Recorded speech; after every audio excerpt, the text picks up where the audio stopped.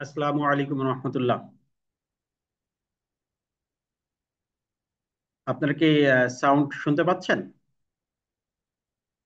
অনেকে জয়নিং অবস্থায় আছে, যে কারণে আমরা একটু 1-2 মিনিট ওয়েট করলাম আর কি। আহ, আমাদের পার্টিসিপেন্ট ম্যাক্সিমাম ইতিমধ্যে জয়েন করেছে, আলহামদুলিল্লাহ। আর আপনারা দেখেছেন যে অধীর আগ্রহে বসেছিলেন এতদিন যে আমাদের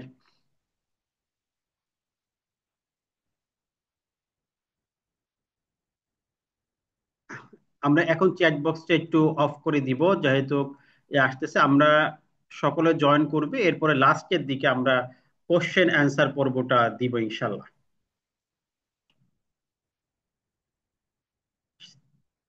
লাস্টে আমরা কোশ্চেন অ্যান্সার পর্ব নেব, সেখানে সবার প্রশ্নের উত্তর দিব। আমরা আগে আজকে গুরুত্বপূর্ণ কিছু বিষয় আছে যেগুলো আমাদের শেষ করতে হবে, এজন্য আমরা সেই দিকে অগ্রসর হচ্ছি।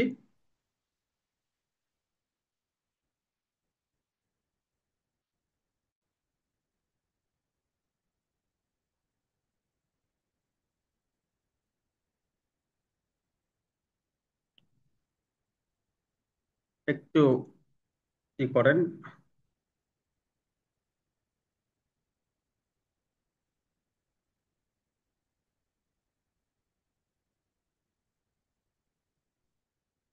ওকে, আমাদের ম্যাক্সিমাম পার্টিসিপেন্ট জয়েন করে গেছে। সবার কাছে অনুরোধ থাকবে যে আমরা এখন দয়া করে চ্যাট বক্সে কেউ কিছু লিখবো না। পরবর্তীতে আমি আপনাদেরকে সবাইকে সুযোগ দিব, যেহেতু এখনো সবাই উপস্থিত হতে পারেনি। আমাদের ম্যাক্সিমাম চলে আসছে। যাদের যে প্রবলেম গুলো আছে, সে প্রবলেম গুলো নিয়ে ইনশাল্লাহ আমরা কথা বলবো। যে অনেকের মেসেজ আসে নাই বা অন্যান্য যে প্রাসঙ্গিক যে বিষয়গুলো আছে, সেগুলো নিয়ে ইনশাল্লাহ আমরা শেষ অংশে কথা বলবো। আর ক্লাসের একদমই লাস্ট পর্যায়ে আমরা টাইম নিয়ে ইনশাল্লাহ সব বিষয়গুলো আপনাদের সামনে আলোচনা করব, কথা বলবো। আর দেরি না করে আজকে আমাদের মোস্ট ইম্পর্টেন্ট যে বিষয়গুলো আছে, যেহেতু আপনারা দেখেছেন যে ইতিমধ্যে আমাদের পরীক্ষার ডেট ডিক্লার হয়েছে। বিসিএস কর একাডেমির ওয়েবসাইটে কিন্তু আপনি এখন ডেটটা পেয়ে যাচ্ছেন। ডেটগুলো সেখানে স্পষ্টভাবে দেওয়া আছে, কার কয় তারিখে ডেট এটা দেওয়া আছে।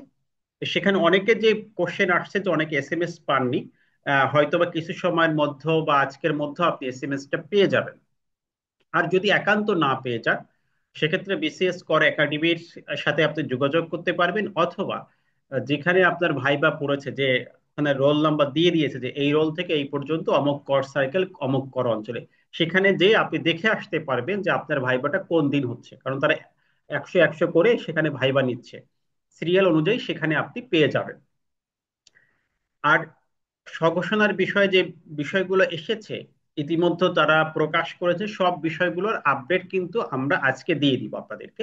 আজকে প্রথম অংশে আমরা যে বিষয়গুলো আলোচনা করব, এটা হচ্ছে পরীক্ষা আসলে আপনি কিভাবে উপস্থিত হবেন, ভাইবার যে পেশাদারিত্ব, এবং আপনার যে প্রেজেন্টেশন থাকবে ভাইবা বোর্ডে, সেই সমস্ত বিষয় আমরা প্রথমে আলোচনা করব।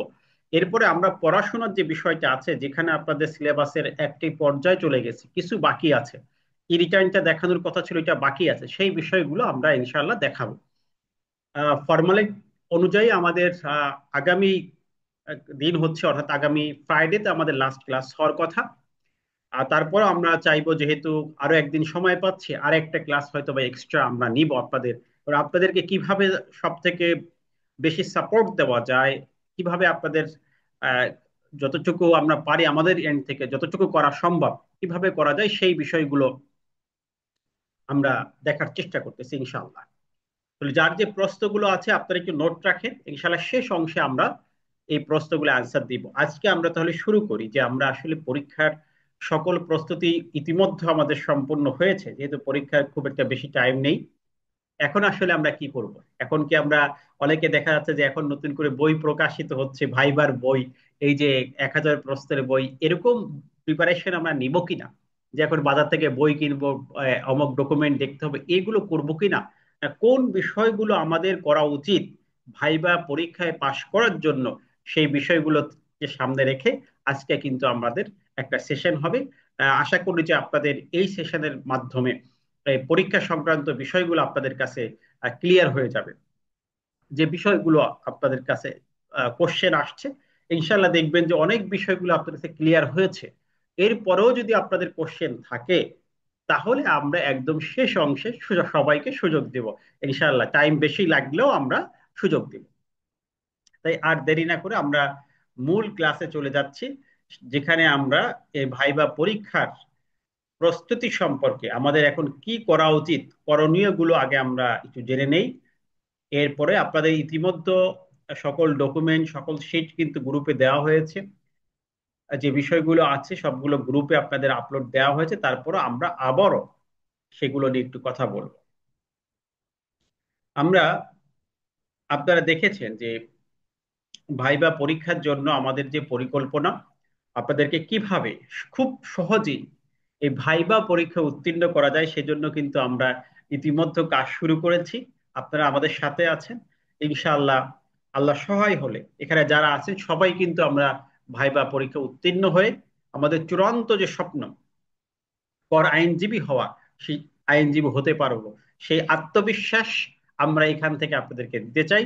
ইনশাআল্লাহ আমার মনে হয় যে আমাদের সাথে থাকলে সেই আত্মবিশ্বাস আপনাদের তৈরি হয়ে যাবে। আমরা সকলে জানি যে ভাইবা পরীক্ষায় 50 মার্কের যে পরীক্ষাটা, এখানে আমাদের 25 পেলেই পাস। তার মানে আপনাকে ভাইবায় আসলে 50 মার্ক পেতে হচ্ছে না, 25 মার্কটা পেতে হবে। তবে আমরা এমন ভাবে প্রস্তুতি নিব যাতে ভাইবায় আমরা 100% আমাদের দিতে পারি। সেক্ষেত্রে আমরা হয়তো বা 50 মার্কের কাছাকাছি একটি মার্ক আমরা ডিজার্ভ করি। আশা করছি যে ইনশাল্লাহ আপনারা সেভাবে প্রস্তুতি নিবেন। তো ফার্স্ট আপনাদের যে প্রস্তুতি এখন হওয়া দরকার, যেহেতু ইতিমধ্যে ভাইবার ডেট পেয়ে গিয়েছেন, কারো 13 তারিখ, 14 তারিখ, 15 তারিখ, আবার এরপরও 20 তারিখ পর্যন্ত আমাদের ভাইবা হচ্ছে, ডেট পড়ে গিয়েছে। তাহলে এখন আপনার কি করা উচিত? আপনার প্রথম এখন যে কাজটি আমি দিব, নোট রাখেন, এটা আপনার করতেই হবে। এগুলো সবগুলো কাজ আপনাকে করে রাখতে হবে। 1 নম্বর কাজ হচ্ছে, এখন আপনি আপনার যত শিক্ষাগত যোগ্যতা আছে, যতগুলো মার্কশিট আছে, সার্টিফিকেট আছে, যেগুলো চেয়েছে তারা, সেই মার্কশিট, সার্টিফিকেট, সেগুলোকে আপনি অরিজিনাল কপি এবং একটি ফটোকপি, অ্যাটেস্ট কপি, এটা তৈরি করে। তার 1 নম্বর কাজ হচ্ছে আপনার সকল শিক্ষাগত যোগ্যতার সনদপত্র, মার্কশিট সুন্দর করে গুছিয়ে ফেলা। সুন্দর করে গুছালেন এবং একটি ফটোকপি করলেন, সেই ফটোকপিতে আপনি সত্যায়িত করলেন। এই সত্যায়িত কে করবে এটাও কিন্তু এখানে স্পষ্ট বলে দিছে যে বিসিএস কর্মকর্তা বা গেজেটেড অফিসার, অথবা যাদের নবম গ্রেডের উপরে যাদের পদ। তার মানে অনেক দেখবেন যে পঞ্চম গ্রেড, ষষ্ঠ গ্রেড, সপ্তম গ্রেডেও আছে যারা এখনো বিসিএস ক্যাডার না, তারাও কিন্তু সত্যায়িত করতে পারবে। বাট অনেকে আসে যে আমার কাছে আসছে, স্যার আপনি সত্যায়িত করে দেন, আপনি তো করা আইনজীবী না, আমরা পারছি না। এখানে উল্লেখ করে দিয়েছে যে তাদের দিয়ে সত্যায়িত করতে হবে। তাহলে আপনি কাদের দিয়ে সত্যায়িত করবেন, এটা ক্লিয়ার মেসেজ পেয়েছেন আশা করি। যে এই কোশ্চেনটা আর হবে না, আমাদের সত্যায়িত করতে হবে নবম গ্রেডের উপরে যারা আছেন তাদের দিয়ে। বিসিএস ক্যাডার না হলেও চলবে, নন ক্যাডার হলেও কোনো সমস্যা নাই। সেকেন্ড পয়েন্ট, এটা খুব গুরুত্বপূর্ণ, এটা নিয়ে আমরা কথা বলবো। আরেকটা হচ্ছে আপনার রিসেন্টলি যে ছবিটা তুলেছেন, 2 কপি পাসপোর্ট সাইজের ছবি, এটা সাধারণত যদি সাদা ব্যাকগ্রাউন্ড হয় সব থেকে বেটার হয়। ব্লু ব্যাকগ্রাউন্ডও থাকতে পারবে, বাট সাদাটা আমি প্রিফার করি। এটা দিয়ে 2 কপি ছবি যদি তোলা না থাকে এখনই তুলে ফেলবেন, কারণ আপনার আগের অনেক আগের ছবি এটা দিবেন না, রিসেন্টলি ছবিটা আপনি ইউজ করবেন, এটা নিয়ে যাবেন। আর জাতীয় পরিচয়পত্র, এনআইডি, এই 3টে অরিজিনাল কপি এবং তার ফটোকপি, সত্যায়িত কপি। আর দুটি বিষয় আছে, এই এই দুটি বিষয় নিয়ে আমি একটু কথা বলবো। একটা হচ্ছে নাগরিক সনদপত্র। নাগরিক সনদপত্র আমাদের রিসেন্ট কপিটা থাকা ভালো। যদি কোনো ক্রমে আপনি রিসেন্ট কপি, যেমন এখনো অনেক জায়গায় কমিশনার নাই অথবা চেয়ারম্যান নাই, এরকম কেউ দায়িত্ব পালন করতেছেন, যদি এরকম অসুবিধা থাকে, সেক্ষেত্রে আপনি প্রিভিয়াস 2-1 বছরের মধ্যে যে কপিগুলো আপনার উত্তোলন করা আছে, এটা দিয়ে আপনি কাজ করতে পারবেন। যদি তারা কখনো প্রশ্ন করে যে এটা আগের কেন, তখন আপনি বলবেন যে স্যার এই কারণে আমি এটা রিসেন্ট কপিটা তুলতে পারি নাই। আশা করা যায় যে এই বিষয়ে অতিরিক্ত প্রশ্ন করবে না, কারণ যেহেতু আপনার এনআইডি রয়েছে, এটাতে প্রমাণ হয় যে আপনি এদেশের নাগরিক। এজন্য এটাকে খুব গুরুত্ব দেওয়ার আমার মনে হয় না তেমন কিছু আছে। তাহলে এই নাগরিকত্ব সনদপত্র আমরা ইউনিয়ন পরিষদ হোক বা আপনার পৌরসভা হোক, যে জায়গায় আপনি বসবাস করেন সেখান থেকে নিয়ে নেবেন। এটা নিয়ে আমাদের আর তেমন কোনো বক্তব্য নাই। এখানে আমাদের যে একটা বক্তব্য আছে, এটা হচ্ছে বর্তমান পেশা সম্পর্কে স্বঘোষণাপত্র। এই স্বঘোষণাপত্র আগে আমরা বিভিন্নভাবে যার যার মতো করে দিয়েছিলাম, কিন্তু এখন বিসিএস কর একাডেমি, এই যে বিসিএস কর একাডেমি, তারা কিন্তু এখন কি করেছে, এই স্বঘোষণাপত্র একটি ফরম্যাট দিয়েছে, যে ওই ফরম্যাটেই আপনাকে ঘোষণা দিতে হবে। আমরা এই ফরম্যাটটা একটু দেখে আসি। এখানে ওয়ার্ড ফাইলটা আপনাদের গ্রুপে শেয়ার করা হয়েছে। তারপরেও আমরা আর একটু দেখবো। ওয়ার্ড ফাইলটি ইতিমধ্যে আপনাদের গ্রুপে আমি দিয়ে দিয়েছি। এরপরও আমরা একটু দেখে নিই যে এই স্বঘোষণাপত্রের বিষয়টা কি। এখন যেভাবে ঘোষণাপত্র দিতে হবে, এর ফরম্যাটটা হচ্ছে এইটা। দেখেন এখানে কিভাবে আপনি লিখবেন, এই ডকুমেন্ট গুছানো, এটা হচ্ছে আপনার এখন ফার্স্ট প্রায়োরিটি, 1 নম্বর কাজ। এই যে ওয়ার্ড ফাইল, এটা আপনাদের গ্রুপে দেওয়া আছে, সবাই টাইপ করে নিবেন। যেহেতু তার ওয়ার্ড ফাইল, এখানে আপনার রোল নাম্বার লিখবেন, পূর্ণাঙ্গ নাম ইংরেজিতে লিখবেন, পিতার নাম মাতার নাম, এগুলো লেখার পরে এখানে আপনার স্থায়ী বর্তমান ঠিকানা। এটা আপনি অ্যাপ্লিকেশন যখন করেছেন, সেই অ্যাপ্লিকেন্ট কপিও কিন্তু আপনার এটা সাথে নিতে হবে। ঠিক আছে? এবং অ্যাডমিট কার্ড, এই দুটো ডকুমেন্ট এটা নিতে হবে। আপনার আবারও বলি যে অ্যাডমিট কার্ড এবং অ্যাপ্লিকেন্ট কপি এটা সাথে রাখবেন।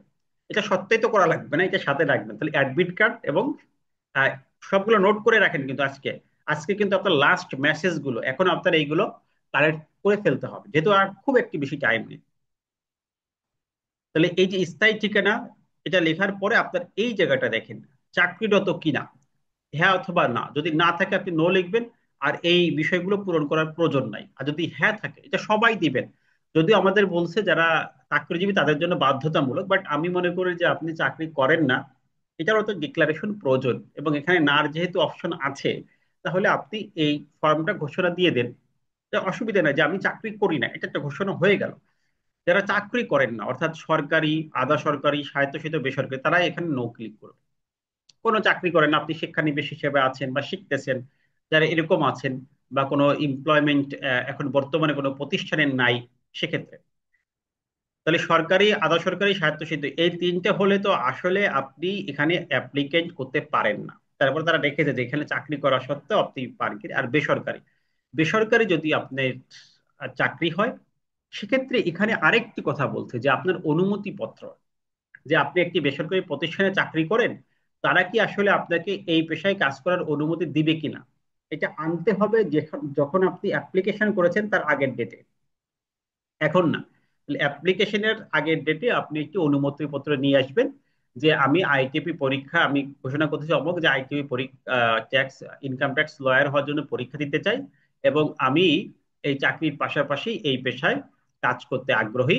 আপনার অনুমতি প্রার্থনা, এবং তারা সেখানে অনুমতি প্রার্থনা করলেন, এবং তারা এটাকে অনুমতি দিয়ে দিল যে হ্যাঁ, যে আপনার এই জায়গাতে আমরা অনুমতি দিয়ে দিলাম।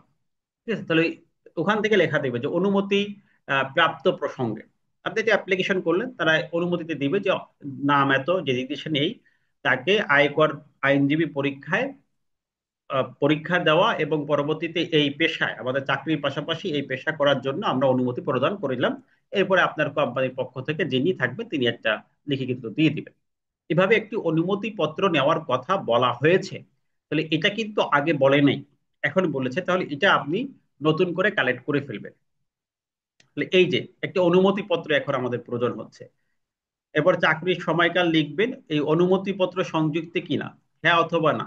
যদি না থাকে, না লিখবেন। যদি নিতে না পারেন কোনো ক্রমে, সেক্ষেত্রে তারা বলছে না এটা ডিসকোয়ালিফাইড হবে। এই যে অনুমতি পত্রটা তারা দেখতে চাচ্ছে যে আসলে আপনি আপনার ওই পেশার সাথে, ওই চাকরির সাথে এটা করতে পারবেন, এরকম তাদের কোনো পারমিশন আছে কিনা। ঠিক আছে? এটা কিন্তু অনুমতিপত্র বাধ্যতামূলক বলে না যে অনুমতিপত্র থাকতে হবে, বলছে আছে কিনা। যদি আপনি চাকরি না করেন, তাহলে তো এখানে নো দিলেন, তাহলে এখানে অনুমতিপত্রতেও নো দিবেন যে না, এটা তো প্রয়োজনই নাই।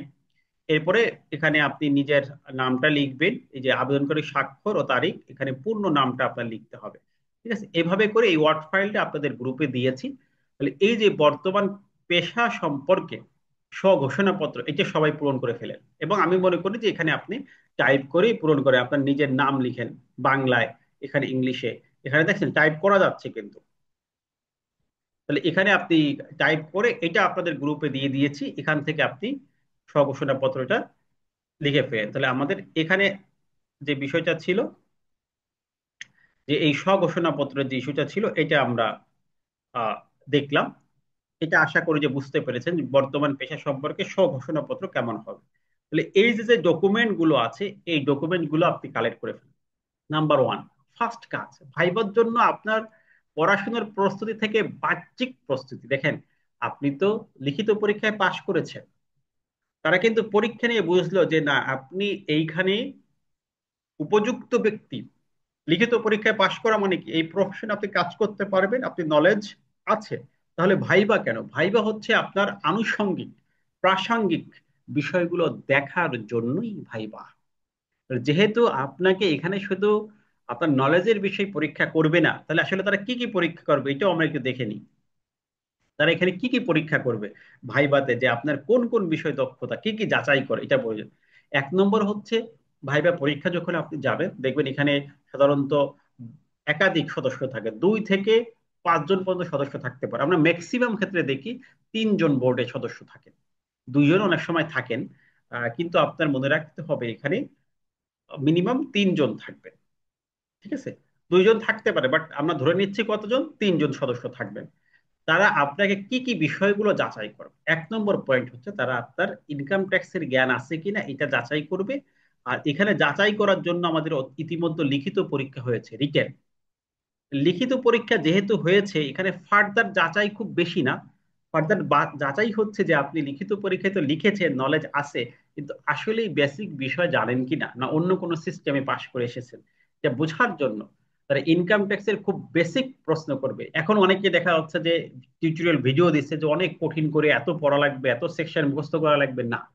আপনি যদি কঠিন প্রশ্ন করে আপনাকে, জটিল প্রশ্ন করে, এটা যদি নাও পারেন আপনি চান্স পেয়ে যাবেন, এটা নিশ্চিত থাকেন আমার কথা। আর যদি একদম কমন প্রশ্ন করে, যেমন প্রশ্ন হতে পারে যে বলেন তো রিটার্ন কত সেকশনে দিতে হয়, স্বনির্ধারণী রিটার্ন, তখন তো 180, এই সেকশনটা যদি বলতে না পারেন তাহলে তো প্রবলেম। তো বলে আয়কর আইন কত সালের, বলেন বর্তমানে যে আয়কর আইনটি কত সালের? এখন এটা তো 23 সালের আইন, সবাই জানি। এই কমন প্রশ্নগুলো, মোস্ট কমন বিষয়গুলো আমাদের ভুল করা চলবে না, এটাকে মাথায় রাখতে হবে। এবার পেশাদার জ্ঞান, যে আপনি আসলে এই প্রফেশনে কোনো কাজ জানেন কিনা, এবার ইনকাম ট্যাক্সে কোনো কাজ করেছেন কিনা বা জানেন কিনা, এই বিষয়ে প্রশ্নগুলো কেমন প্রশ্ন হতে পারে আমি একটু নমুনা দেখাই দেবো। এবার আপনার এই আয়ের বোঝার দক্ষতা, আপনার পোশাক আশাক, এটা খুবই ইম্পর্টেন্ট। কারণ প্রথমে আপনি যখন তাদেরকে ইমপ্রেস করবেন, ইমপ্রেসের মূল আপনার যে অস্ত্র এটা হচ্ছে আপনার পোশাক। 1 নম্বর পয়েন্ট, আপনার পোশাক নিয়ে আপনি যে গেট আপ নিয়ে ঢুকবেন, এটা দিয়ে তাদের ইমপ্রেস করা সম্ভব ভাইবা বোর্ডে। তো এখানে ভাইবা বোর্ডে এই যে আপনি 3 মিনিট বা 5 মিনিট সময় থাকলেন, এই 3-5 মিনিটের মধ্যেই আপনাকে এমন কিছু প্রমাণ করতে হবে যে যে আমি কোয়ালিফাইড।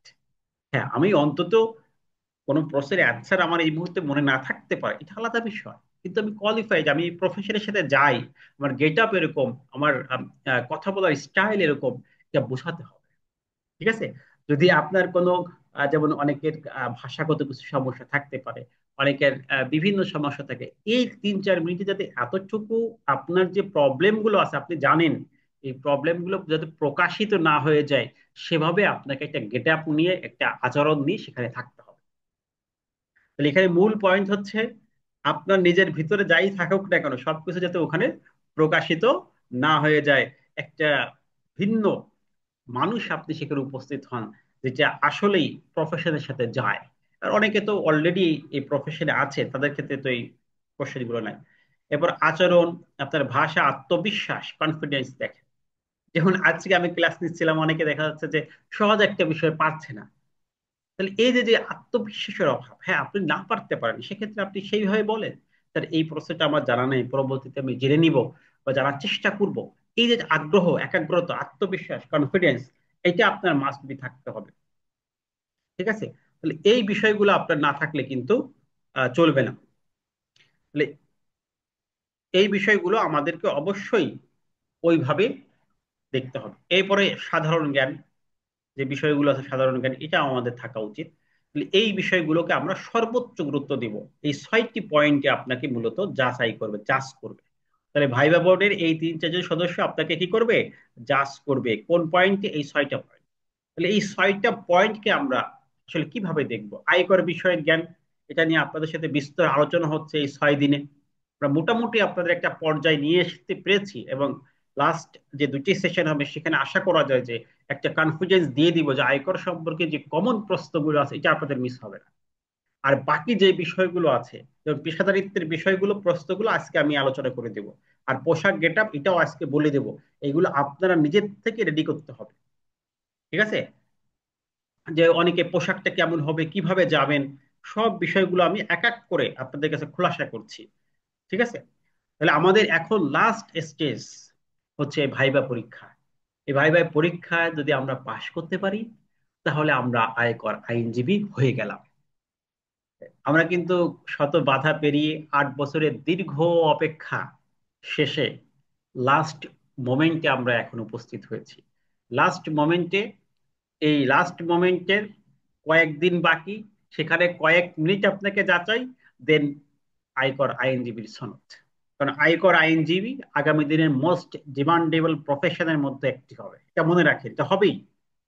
আয়কর আইনজীবী আগামী দিন, কারণ করদাতার সংখ্যা বাড়ছে।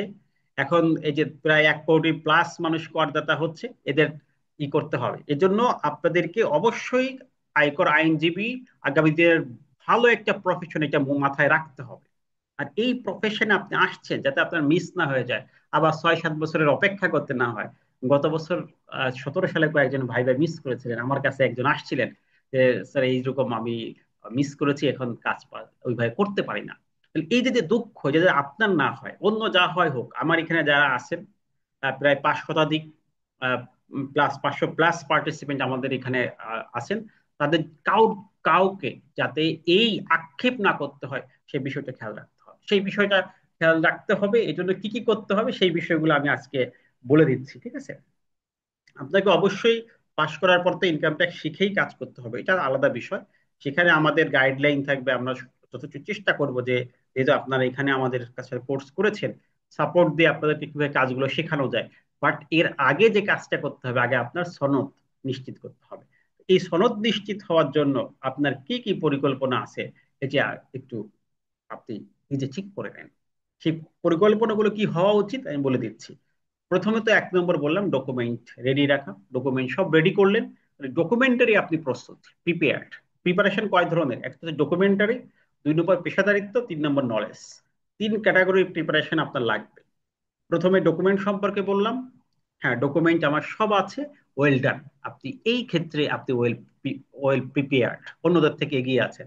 এখন যারা মার্কশিট তুলেন নাই, আমার হারিয়ে গেছে মার্কশিট, এই সকল যে কথা বলতেছেন, এখান থেকে আপনি পিছিয়ে আছেন। এটা একটা ফয়সালা করে ফেলেন। যদি কোনো অরিজিনাল ডকুমেন্ট হারিয়ে যায়, ডিজি করেন, সে কপি রাখেন। ফটোকপি মাস্ট বি থাকতেই হবে, সত্যায়িত কপি।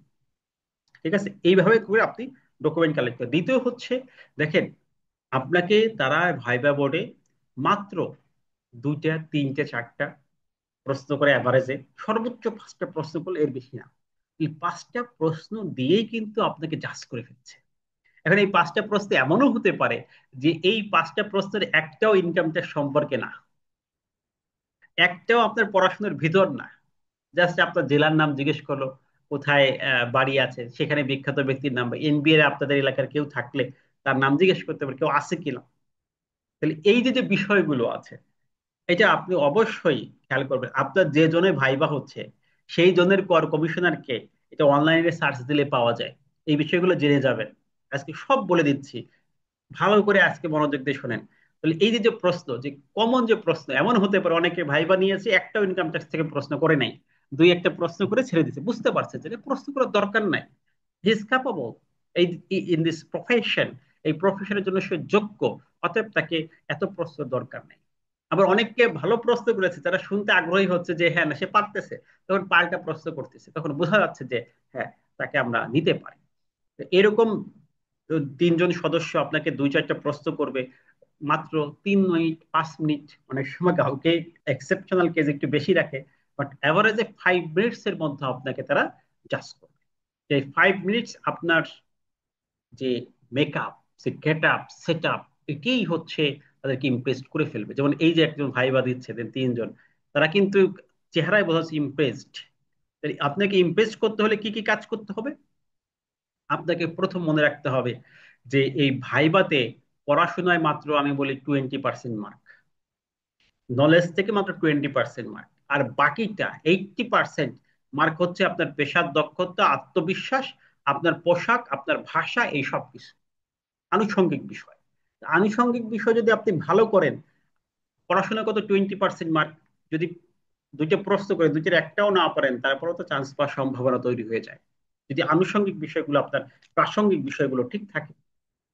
তা আমরা ওটা বলছি যে প্রাসঙ্গিক আনুষঙ্গিক বিষয়গুলোকে আমরা কিভাবে ঠিক করতে পারি, আজকে ওটাই আমি আলোচনা করছি।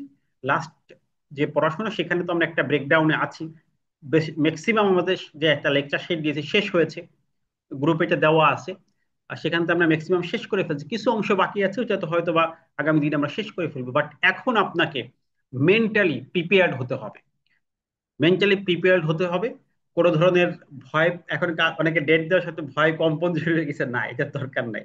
একদম খুবই খুবই খুবই সহজ একটি পরীক্ষা হবে ভাইবা পরীক্ষা, যে আপনি এখন কল্পনাও করতে পারছেন না যে এত সহজ হবে, যে ভয় পাওয়ার কিছু নাই।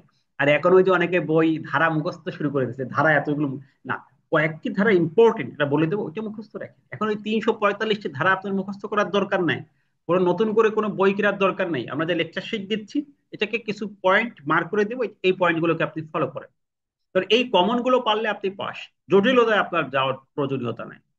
এই বিষয়গুলোকে আপনি 100% ধরে রাখেন, যে পেশার দক্ষতা, আত্মবিশ্বাস, সেখানে আমার 100% ইফোর্ট থাকবে, যাতে সেখানে আমি আমার এই ভাইবার পাস কনফার্ম করে ফেলতে পারি, অন্য কিছু আমার প্রয়োজন নাই। ঠিক আছে? তাহলে আপনাকে প্রথমে ভয় দূর করে আত্মবিশ্বাসী হতে হবে, কিন্তু অবশ্যই আত্মবিশ্বাস এই মনে না যে আমি একদম ভাব সাব নিয়ে থাকতাম, বিনয়ী থাকতে হবে। আপনার বিনয়ী, আপনার যে আচরণ, এটিতে তারা একটা পজিটিভ মাইন্ড তাদের মধ্যে চলে আসবে। তাহলে প্রথমে আমাদের ইমপ্রেশন, যে ইমপ্রেশন গুলো দিয়ে তাদেরকে আমরা বিট করবো, তাদেরকে একদম বশ করে ফেলবো ভাই বলে থাকে, তার এক নম্বর হচ্ছে আপনার এই যে এটা, আপনার চেহারার লুকটাই লুক্রেটিভ চলে আসবে, অন্যরকম হয়ে যাবে। যে আপনি যখন ভাই ব্যাপারে ঢুকতেছেন দরজা দিয়ে, তখন মনে হবে না এমন একজন দেখতে আসছে যে কড়া আইনজীবীর মতো দেখতে, তাহলে সে কড়া আইনজীবী হতে পারে, হয়ে যাচ্ছে, এরকম একটি গেট আপ আপনার চলে আসবে। সেখানে আপনি কি পরবেন, যদি আপনার স্যুট থাকে আমি বলবো সবাই স্যুট কোট পরে যান। ঠিক আছে? আর যদি একান্ত না থাকে, এখন বানানোর সময় নাই, তবে আপনি শার্ট পরলে এটা যে সাদা হওয়া লাগবে এটা না, বাট আপনার রংটা, কালারটা হালকা কালার হবে, প্যান্টটা ঠিক মতো থাকবে, জুতাটা পরিষ্কার থাকবে, সকল পোশাক পরিষ্কার থাকবে। এই বর্ষাকাল আপনি ভিজে টিজে অন্যভাবে উপস্থিত হবেন না, কখনোই না। আপনি ওই দিন প্রয়োজন উবারে গাড়িতে যান, এসি গাড়িতে যান, কারণ যাওয়ার সময় দেখা যাচ্ছে আপনি রিক্সায় গেছেন, এখান থেকে ভিজে গেছেন, কোট ভিজে গেছে, মাথা ভিজা, চুল মুছতেছেন, এদিক দিয়েই করতেছেন, এইরকম পরিস্থিতি যেন, অপ্রস্তুত পরিস্থিতি যেন আপনি না পড়েন, এটা আপনাকে কনফার্ম করতে হবে। আপনি যে সেখানে সুন্দরভাবে বসে থাকেন, একটু রেস্ট নেন, then এই যে যে পোশাকটা, এটাকে আপনার সুন্দর রাখতেই হবে, যেন যেতে যেতে পোশাক নষ্ট না হয়ে যায়। আপনি সুন্দর বাসার থেকে বের হয়েছেন, 1 ঘন্টা জার্নিতে পোশাক শেষ, এটা যাতে না হয়। যারা ঢাকার দূর থেকে আসবেন, তারা এই পোশাকটা, এই যে স্যুট কোট বা আলাদা যেটা পরবেন, এটা সুন্দর করে ভাঁজ করে আলাদা আয়রন আছে কিনা সবগুলো দেখে সুন্দর করে গুছিয়ে বুঝিয়ে তারপর নিয়ে আসবেন, যাতে এখানে এসে চেঞ্জ করার জায়গা থাকে। আর যদি একান্ত আপনি দূর থেকে আসেন, আপনার চেঞ্জ বা এই অপশনগুলো আমাদের অফিস থেকে আপনি করতে পারবেন, আমাদের অফিসে অনেক স্পেস আছে, সমস্যা নাই, সেখানে এসে বসে ফ্রেশ হয়ে আপনি যেতে পারবেন, যারা দূর থেকে আসবেন সমস্যা নেই, যারা হোটেলে থাকবেন থাকবেন, না থাকলে এই যে আমরা আপনাদেরকে এই সাপোর্ট গুলো দিতে পারবো, যতটুকু আমাদের দ্বারা সম্ভব এটা পাবেন। যারা আমাদের পার্টিসিপেন্ট আগের থেকে বলে আসলে, আমি যেদিন ভাইবা সেদিনই আপনার, যার যেদিন ভাইবা সেদিন সব সুযোগ এখানে আপনি থাকবে, বা আগের দিন থেকেও আপনি আসতে পারবেন। তাহলে শার্ট, প্যান্ট, টাই, ব্লেজার এগুলো থাকবে, জুতা থাকবে, বেল্ট থাকবে, জুতাটা অবশ্যই সুন্দর হবে, এবং একটু দেখা যাচ্ছে ওই দিন আপনি কালি টালি করে আসলেন জুতায়। তারপর হচ্ছে চুল দাড়ি পরিপাটি থাকবে, আপনার চুলটা আঁচড়ানো থাকতে হবে, পরিপাটি থাকতে হবে, দাড়িটা সুন্দর থাকতে হবে, দাড়ি থাকে, যারা শেপ থাকে সেভাবে হতে হবে। অর্থাৎ এখানে পরিচ্ছন্নতা, আপনার লুক, এটা খুবই ইম্পর্টেন্ট ভাইবার জন্য। আপনার পড়াশোনার থেকে এটা সব থেকে ইম্পর্টেন্ট। তাহলে এটা আমি কিন্তু ড্রেস কোডটা বলে দিছি, এভাবে আপনি ড্রেস কোডটা মেনটেন করেন। মেয়েদের ক্ষেত্রেও ড্রেস কোড এখানে বলা আছে, অনেকে পাঞ্জাবি পড়তে চায়, যে পাঞ্জাবি পাঞ্জাবি পরলে আপনি ফুল কোট পরেন, অর্থাৎ পাঞ্জাবি সাথে পাজামা টুপি, দেখা যায় শুধু একটা প্যান্ট পরে একটা পাঞ্জাবি গায়ে দিয়ে চলে গেছেন, এটা যাতে না হয়। ফুল সেটা বোঝা যাচ্ছে না আপনি একজন আলেম। হতে পারে তারা এখানে প্র্যাকটিস করবেন, কোনো অসুবিধা নাই, কোনো বার নাই, বাট তার ধর্মীয় পোশাকটাও পূর্ণাঙ্গ হওয়া লাগে, কমপ্লিটনেস এটা আসা লাগবে। তাহলে এই বিষয়টা, কারণ আমি দেখেছি যে ভাইবে দিতে গেছে পাঞ্জাবি পরে কিন্তু টুপি নাই, তাহলে সেখানেও তার কমপ্লিটনেসের ঘাটতি আছে, যেটা তার না থাকে। এটা বুঝতে হবে যে কমন সেন্স। মেয়েদের ক্ষেত্রে আপনি হিজাব পরতে পারবেন, আহ, শাড়ি পরতে পারবেন, ভিন্ন ধর্ম হলে সেক্ষেত্রে তাদের পোশাক যেটা আছে মার্জিত পোশাক পরতে পারবেন। তবে এখানে মেয়েদের ক্ষেত্রে কালারটা একটু খুবই, আর মেয়েরা অনেক সময় এত মেকআপ করে, এত সাজসজ্জা করে, যেটা আসলে প্রফেশনের সাথে যায় না। মেকআপ আপনি অবশ্যই করবেন সৌন্দর্যের জন্য, কিন্তু এটা অতিরিক্ত যাতে না হয়ে যায়, যাতে আপনাকে ওয়ার্ড না লাগে, এই বিষয়টা বুঝতে হবে। যে আপনি বিয়ে বাড়িতে যেতে যে যে যে ধরনের মেকআপ করেন ওই ধরনের যাতে আপনি না করেন। তা ফিমেল যারা আছেন এই বিষয়গুলো খেয়াল রাখবেন, ঠিক আছে? হিজাবের স্টাইলটাও যাতে সুন্দর হয়। তা যদি কেউ বোরকা পরে যেতে চান, সেক্ষেত্রেও আমাদের সুযোগ আছে, পারবেন, এখানে কোনো নিষেধ নাই। তাহলে এই যে যে আপনি প্রথমে পোশাক, এটা একটা পয়েন্ট হয়ে গেল। পোশাক হয়ে যাওয়া মানে আপনার মধ্যে একটা কনফিডেন্স চলে আসছে, এরপরে ভাইবা ঢুকে আপনি ঢুকলেন। ঢোকার পরে আপনার কি কি কাজ, কি কি শিষ্টাচার আছে? এক নম্বর হচ্ছে আপনি যখন কথা বলবেন, এই কথা বলার সময় আপনি অবশ্যই তাদের চোখে চোখ রেখে কথা বলেন। যে প্রশ্ন করতেছে তার দিকে তাকিয়ে কথা বলেন, চোখে চোখ রেখে, এরকম হবে। যিনি প্রশ্ন করেছে তিনি হয়তো কর্নারে বসে, তার দিকে তাকান। প্রশ্ন করছে একজন, আপনি সোজাভাবে উত্তর দিচ্ছেন, হবে না। যিনি প্রশ্ন করতেছেন তার দিকে মুখ করে তার সাথে আই কন্টাক্ট যেটাকে বলে, এভাবে করে উত্তর দেন যাতে সে বিষয়টা বুঝতে পারে। আবার আরেকজন প্রশ্ন করলো, তার দিকে হালকা ভাবে ঘুরে কথা বলে। এবং এরকম সব সম্পূর্ণ ঘুরে যায় না, এখানে শিষ্টাচার। তার যতটুকু তার কাছে আই কন্টাক্টটা হয়। এবার অপ্রস্তুত ওই ব্যক্তি, যেরকম বললাম যে হঠাৎ করে চলে আসছে, আমার সিরিয়াল ব্রেক করে হয়ে গেছে, দেরি হয়ে গেছে, এরকম যাতে আপনার সিচুয়েশন না হয়। এবং না জানলে বিষয়টা বিনয়ের সাথে বলুন যে স্যার এই বিষয়টা জানি না, পরবর্তীতে আমি জানার চেষ্টা করব। এরপর হালকা মুচকি হাসতে থাকুন, অনেক সময় গম্ভীর ভাব, এটা কিন্তু এটা ব্যাড ইম্প্যাক্ট পড়ে। তাহলে এই বিষয়টা করবেন না। তাহলে হালকা আপনি হাসবেন। আবার অনেকের একটু হাত পা নাড়াচাড়া করার অভ্যাস আছে, যে বসলেই এরকম পা নাড়ায়, হাত নাড়ায়, এই বিষয়গুলো যাতে না হয়। ঠিক আছে, এই বিষয়গুলো করা যাবে না। ভদ্র এবং বিনয়ী হতে হবে, হাত গুছিয়ে রাখতে, কোনো ভুল করে টেবিলের উপর হাত রাখবেন না। যে সামনে টেবিলে, টেবিলের উপর হাত রাখে, এটা হাত রাখা যাবে না। বা এই সোজা হাত ছেড়ে দেয়, এটাও না। চেয়ারে বসছে, হাত ছেড়ে দিয়ে বসছে, হাত নিচে দুই হাত ছেড়ে দিচ্ছে না। আবার টেবিলে বসছে, এরকম হবে না, ছেড়ে দেওয়া যাবে না। হাতটা আপনার হাঁটুর উপর, যে হাত গুছিয়ে এই কোদ বলতে হাঁটুর উপর এভাবে করে রাখতে হবে, একদম সাবলীল ভাবে আপনাকে বসতে হবে। ঠিক আছে? এবং বসতে হবে সোজা ভাবে, কোনোভাবে কুজু হয়ে বসা বা এরকম ভাবে বসা, টান টান হয়ে বসা বা সুজু ভাবে বসা, কুজু হয়ে বসা, এরকম একদম ভেরি সিম্পল, আপনি স্বাভাবিকভাবে যেভাবে বসেন সেভাবেই আপনাকে বসতে হবে। এই জিনিসগুলো আপনাকে অবশ্যই খেয়াল রাখতে হবে। যদি আপনি অল্প জানেন, অল্পটাই ব্যাখ্যা দেন, কিন্তু খুব বেশি পারদর্শী এই বিষয়টা আপনার এখানে ফোকাস করার দরকার নাই। যে বিষয়ে আপনি যতটুকু জানেন, কারণ তারা এই বিষয়ে ভালোই জানে, আপনি অতিরিক্ত বলতে যাবেন না। ঠিক আছে? এরপরে আপনাকে অবশ্যই সময় মেনে উপস্থিত হতে হবে। সময়টা খেয়াল রাখবেন, টাইম। যেহেতু ঢাকা শহরে যানজট আছে, আপনাকে ওইভাবে প্রস্তুতি নিয়ে আগে ভাগে বাসা থেকে বের হতে হবে, সেইভাবে প্রস্তুতি গ্রহণ করতে হবে। এবার মোবাইল ফোন অফ রাখলে ভালো, অন্তত সাইলেন্ট রাখেন অথবা ইয়ার মুড দিয়ে রাখেন, যাতে করে কোনোভাবেই সাউন্ড না হয়। ঠিক আছে, ভাইব্রেশনও দিবেন না, তখন কিন্তু কম্পন শোনা যায়। ডকুমেন্ট গুলো আপনি গুছিয়ে রাখবেন।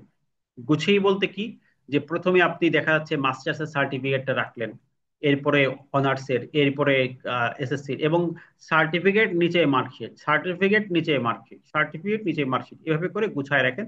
যদি কোনো এক্সট্রা যোগ্যতা থাকে এগুলো পরে দেন, এরপরে আপনি এনআইডি দেন, এরপর স্বঘোষণাপত্র দেন, এভাবে করে ডকুমেন্ট গুলো গুছিয়ে রাখেন। দেখা যাচ্ছে এক জায়গায় রাখছেন এসএসসি, আর এক জায়গায় রাখছেন মাস্টার্স, এরকম যদি এলোমেলো না হয়, ডকুমেন্ট গুলো আপনি সিরিয়ালি সাজায় সাজায় দেন, যে মাস্টার্স, অনার্স, তারপরে এইচএসসি, এসএসসি, এভাবে করে সাজিয়ে দেন। পোশাকগুলো আপনি চেঞ্জ একটু চেক করে নেন যে আয়রন করা আছে কিনা, একদম লুক্রেটিভ ভাব আছে কিনা। সব থেকে বড় প্রস্তুতি হচ্ছে মানসিক, মেন্টাল প্রস্তুতি। আপনি মানসিক ভাবে ফিট থাকেন, যে না এখানে ভয় নাই, এখানে কোনো অসুবিধা নাই, জাস্ট ফর আমার সাথে একটা সাক্ষাৎকার। তাহলে আপনি আমার সাথে সাক্ষাৎকার, ভাইবা মানে কি সাক্ষাৎকার, দেখা করা। দেখা করতে গেলে আমার ঘাম আসার তো প্রশ্ন আসে না। আমাকে এখানে কিন্তু দেখা করতে বলছে, সাক্ষাৎকার বলছে, আমাকে কিন্তু সে পরীক্ষা করবে না, সে পারবে না, সে কিছুই করবে না। এটাতে ভীত হওয়া যাবে না। যদি আপনি বেশি ভীত হন, এর অর্থ যে আপনি আসলে এই প্রফেশনে একজন ক্লায়েন্ট কিভাবে বুক করবেন, আপনি পরবর্তীতে কিভাবে আপিল হিয়ারিং করবেন, ট্রাইব্যুনাল হিয়ারিং করবে, সার্কেল ডিসির সাথে কিভাবে মুভ করবে, আপনি যদি এখনই ভয় পান। তো এই বিষয়টা খেয়াল রাখতে হবে। আপনি যদি ভীত সন্ত্রস্ত না হয়, ভয় পাওয়া থেকে বিরত থাকুন। ঠিক আছে? অবশ্যই আপনাকে এখানে কনফিডেন্স থাকতে হবে, কোনো প্রকার ভীতি যাতে কাজ না করে।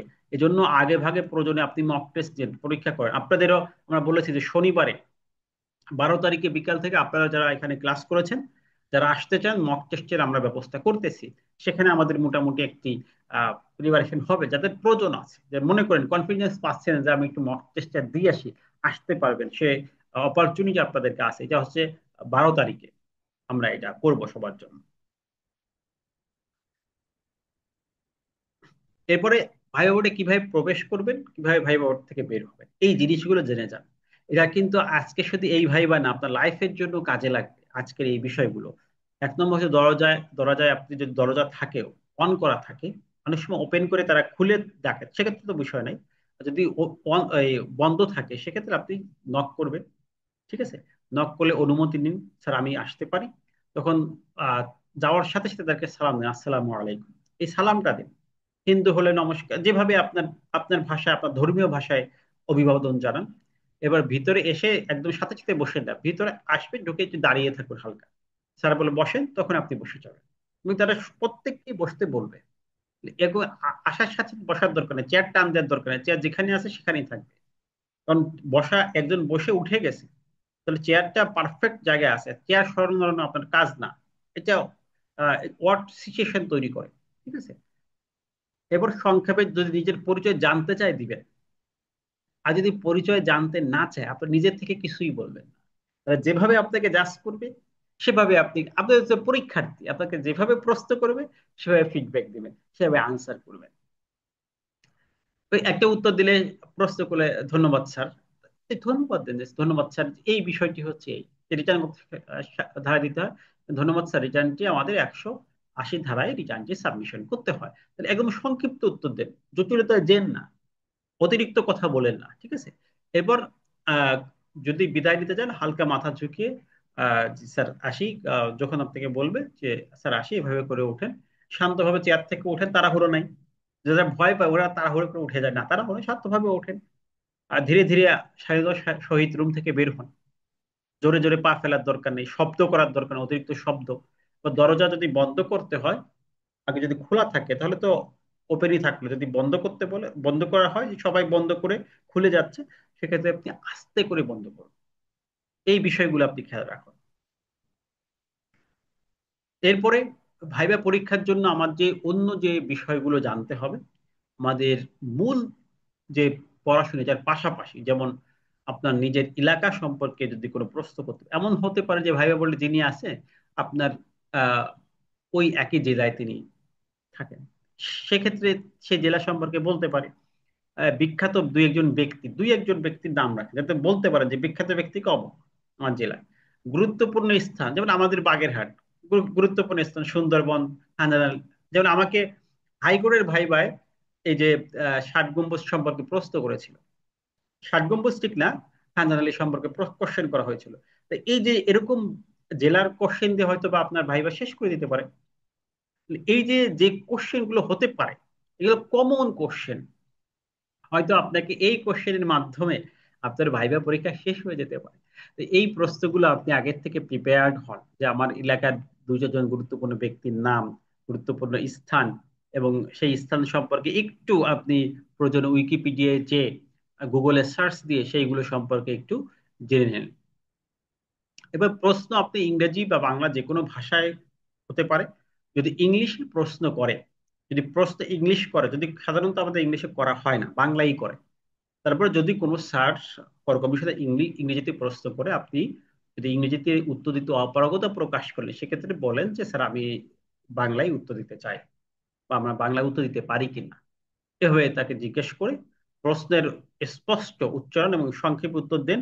আর না জানলে এটাকে উল্টা পাল্টা ইনিয়ে বিনিয়ে উল্টো পাল্টা বলার চেষ্টা করবেন যে এটা তো এটা হতে পারে, বা বিষয়টা মনে হয় এরকম, মনে হয় এরকম, এটা হতে পারে, বা জিনিসটা স্যার এইটা, যেটা আসলে না। দেখুন উল্টা পাল্টা ইনিয়ে বিনিয়ে উল্টা পাল্টা কিছুই বলার দরকার নাই। ফরওয়ার্ড বলেন স্যার বিষয়টি আমি জানি না, তবে জানার চেষ্টা করব বা জেনে নিব, এরকম ভাবে অ্যান্সার দেন। আবার বিষয়টা জানি না, এটা যেন গর্বের বিষয় না হয়, সেইটা মনে রাখবেন। এবার যাদের ধূমপানের অভ্যাস আছে, এটা খুব ইম্পর্টেন্ট, তারা এগুলোকে অন্তত ওই দিন সকাল থেকে বাদ দেন। মুখ মুখ যদি আপনার এরকম গন্ধ ছড়ায়, এইগুলো যাতে না হয় কোনোভাবে, ইউজ করেন, পারফিউম ইউজ করেন, বডির সবগুলো যাতে ঘামিয়ে আবার আপনার এই যে ব্যাড স্মেল গুলো যাতে না আসে, সে কাজগুলো করেন, ঠিক আছে? তাহলে আমাদের লাস্ট যে বিষয়টা মনে রাখতে হবে যে আপনার আত্মবিশ্বাস, ভদ্রতা, সততা, এই তিনটা হচ্ছে এখানে আপনার 80% মার্ক এনে দিবে। আর বাকি 20% হচ্ছে আপনার নলেজ বা পড়াশোনা। তাহলে আমি যদি ধরি যে 5টা প্রশ্ন করবে, সেখান থেকে একটা প্রশ্ন হইতে পারে আপনার এরকম, একটা প্রশ্ন হইতে পারে আপনার পড়াশোনা থেকে, বাকিটা কিন্তু আপনার পড়াশোনার বাহিরে। তাহলে এই বিষয়টা আমাদের খেয়াল রাখতে হবে। আমরা কিভাবে খেয়াল রাখবো, এই জন্য আমরা প্রশ্নের কিছু নমুনা দিচ্ছি যে কিভাবে আমরা নিজের পেশা সম্পর্কে বা কমন যে প্রশ্নগুলো কিভাবে করা হয় সেগুলো কিভাবে আসতে পারে, সেই প্রশ্নগুলো আমরা এখানে দিচ্ছি। 1 নম্বরে এরকম কমন প্রশ্ন আসে যে আপনার নাম বলুন। ম্যাক্সিমাম যারা ভাই বা ক্যান্ডিডেট তাদেরকে বলবে যে আপনার নাম কি করবেন, সার্টিফিকেশন মিল করে দেখবে, তখন অবশ্যই পূর্ণাঙ্গ নামটা বলবেন। অনেক ক্ষেত্রে আপনি সংক্ষিপ্ত নাম ইউজ করেন, অনেক জায়গায় আছে অনেকে সংক্ষিপ্ত নাম ইউজ করে, কিন্তু এখানে কিন্তু সংক্ষিপ্ত নাম বলার সুযোগ নাই। আপনি পূর্ণাঙ্গ নামটা বলে যান, ঠিক আছে? যেভাবে সার্টিফিকেটে লেখা আছে, এমডি থাকলে এমডি, এমডি বাদ না থাকলে নাই, এরকম যদি বংশ লেখা থাকে শেষে বংশ সহ, যেভাবে সার্টিফিকেটে আছে সেভাবে নামটি বলুন। এবার যদি বলেন এখন কি করেন, পেশা কি, তখন আপনি এই আপনার পেশা সম্পর্কে যে ঘোষণা দিয়েছেন ওটা বলেন। যদি প্রশ্ন করতে যে এখন আপনি কি করতেছেন, তখন কিন্তু ওই স্বঘোষণাপত্র যেটা পেশা সম্পর্কে ঘোষণা, সেখানে কিন্তু আমরা পেশার ডিক্লারেশন দিয়েছি। তাহলে ওই পেশার ডিক্লারেশন অনুযায়ী আপনি আপনার পেশাটা বলুন। এখানে অন্য কোনো পেশা বলবেন না, বলার প্রয়োজনীয়তা নাই। এবার আপনার বাড়ি কোথায়, এখানে কোন জেলায়, ডিরেক্টলি জেলার নাম বলবেন। আবার আপনার গ্রামের নাম বলবেন না, এখানে বাড়ি কোথায় বলতে আপনি কোন জেলায় বা কোন কোথায় বাড়ি, তখন বলবেন জেলা, ঠিক আছে? আর প্রয়োজনে উপজেলার নাম পর্যন্ত বলতে পারেন, যে আহ, যেমন আমাদের বাগেরহাট জেলা চিতলমারীতে, এরকম আগে জেলার নামটা তারপরে উপজেলার নাম বলতে পারেন সর্বোচ্চ, আর জেলা বললেই হয়ে যাবে, ঠিক আছে? তারপর যদি ফার্দার কোশ্চেন করে যে জেলার কোথায়, কোন ইউনিয়নে বা কোন থানায়, তখন বলেন। তাহলে যতটুকু প্রশ্ন ততটুকু উত্তর।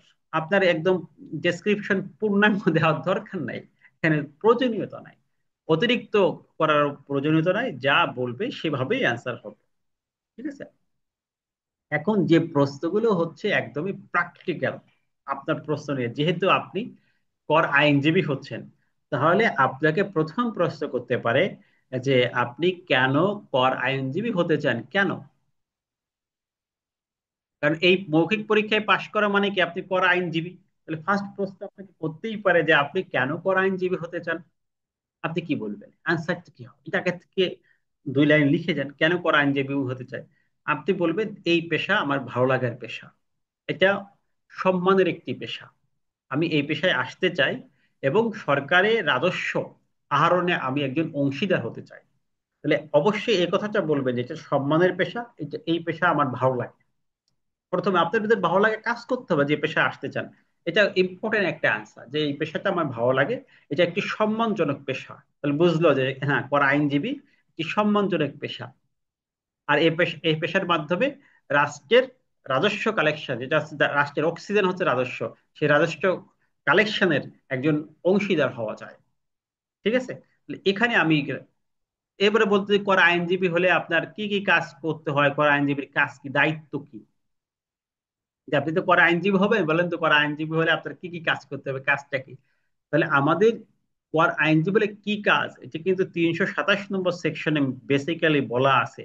কর আইনজীবীর প্রধান কাজ হচ্ছে একজন ব্যক্তি প্রতিনিধি হিসেবে কাজ করা, করদাতার প্রতিনিধি হিসেবে কাজ করা। তাহলে কর আইনজীবীর প্রধান কাজ কি? করদাতার প্রতিনিধি হিসেবে কাজ করা, কর সম্পর্কে মানুষকে সচেতন করে তোলা, সঠিকভাবে কর দেওয়ার ক্ষেত্রে মানুষকে উদ্বুদ্ধ করা। দেখেন তা আপনার কাজগুলো কি কি, তাহলে 1 নম্বর পয়েন্ট আপনি এটা লিখবেনই, এটা বলবেনই যে আমার কর আইনজীবীর প্রধান বা আমার কর আইনজীবীর প্রধান কাজ হচ্ছে একজন করদাতাকে প্রতিনিধিত্ব করা, করদাতার পক্ষে অ্যাপিল ট্রাইব্যুনাল সব জায়গায় হাজির হওয়া, তার পক্ষে কাজ করা, তার রিপ্রেজেন্টেটিভ হিসেবে কাজ করা। এরপরে করদাতাদের সচেতনতা বৃদ্ধি করা, সরকারি রাজস্ব কালেকশনে বিশেষ ভূমিকা পালন করা। এরকম ভাবে আপনি বলবেন। বাট প্রথমত যে আইনগত যে বিষয়টি আছে এটা উল্লেখ করে, অনেকে মূল পয়েন্ট না বলে আনুষঙ্গিক পয়েন্ট বলে। মূল পয়েন্ট কি? করদাতার প্রতিনিধি হিসাবে আমাকে সকল কাজ করতে হবে, করদাতার প্রতিনিধি হিসেবে কাজ করা মূল কাজ। এরপর আসে যে এমন এমন বলতে পারে যে একজন করদাতা সে সঠিকভাবে কর দেয় না, আপনি তাকে কি পরামর্শ দিবেন? বা করদাতা রিটার্ন সাবমিট করে না, কি পরামর্শ দেবেন? এরকম যে কোনো বিষয়ে আপনার কাছে একটা পরামর্শ চাইতে পারে, তখন দেখে আসলে আপনি এটা কিভাবে হ্যান্ডেল করেন, এই আপনার মনস্তাত্ত্বিক যে বিষয়টা আছে এটা তার জাজ করতে, মেন্টাল বিষয়টা জাজ করতে, যে এটাকে আসলে আপনি কিভাবে দেখেন। তা আপনি এইভাবে যে কোনো সমস্যার ক্ষেত্রে আপনি সবসময় পজিটিভ মেন্টালিটি হোল্ড করবেন। যেমন দুই ভাবে উত্তর দেওয়া যায় যে সে শাস্তি পাবে এটা তাকে ভয় দেখানো, এভাবে। তো এটা হচ্ছে নেগেটিভ অ্যাপ্রোচ। আপনার থেকে পজিটিভ অ্যাপ্রোচ যে তাকে আমি সচেতন করব যে রাষ্ট্রে যদি কর দেন সেক্ষেত্রে আপনি রাষ্ট্র সুযোগ সুবিধা দিবে, সেই হিসেবে রাষ্ট্রের একটা প্রতিদান স্বরূপ আপনার ট্যাক্স দেওয়া উচিত। এবার করদাতা যদি সংক্ষুব্ধ হয় সেক্ষেত্রে কি বলবে, যে সেক্ষেত্রে উচ্চ যে কোনো ফরমে যাওয়া উচিত যেখানে সে করদাতা তার আশ্বস্ত হয় এবং সেখানে বেনিফিট পায়, এই বিষয়গুলো আপনার আসবে। ঠিক আছে? তাহলে আপনি ফ্যাক্ট অনুযায়ী, ঘটনা অনুযায়ী বুঝবেন যে করদাতা আসলে কি পরামর্শ দেওয়া উচিত। যেমন উপকর কমিশন তাকে বেশি কর ধার্য করছে, সেক্ষেত্রে আপনি কি পরামর্শ দিবেন? তাহলে আপনার পরামর্শ হবে যে উপকর কমিশনার, বিজ্ঞ উপকর কমিশনার যে রায় দিয়েছেন, যে অ্যাসেসমেন্ট করেছেন, এতে যদি করদাতা সংক্ষুব্ধ হয়, মনে করে যে তিনি বেশি টাকা ট্যাক্স দিয়েছেন, তাহলে তার এর বিষয়ে অ্যাপিল বা উচ্চ কোনো ফর্মে যাওয়া উচিত। তাকে আমি সেই ধরনের পরামর্শ দিব। এই যে যে আপনার পজিটিভ যে মাইন্ড, এটা খুব ভেরি করে, খুব ইম্পর্টেন্ট। এবার বলতে পারে যে আপনি তো ট্যাক্সের কাজ করেন বা কর আইনজীবী হবে, এখন কোনো কাজ জানেন কিনা, বা ট্যাক্সের কোনো কাজ করেছেন কি, বা কি কি কাজ পারেন।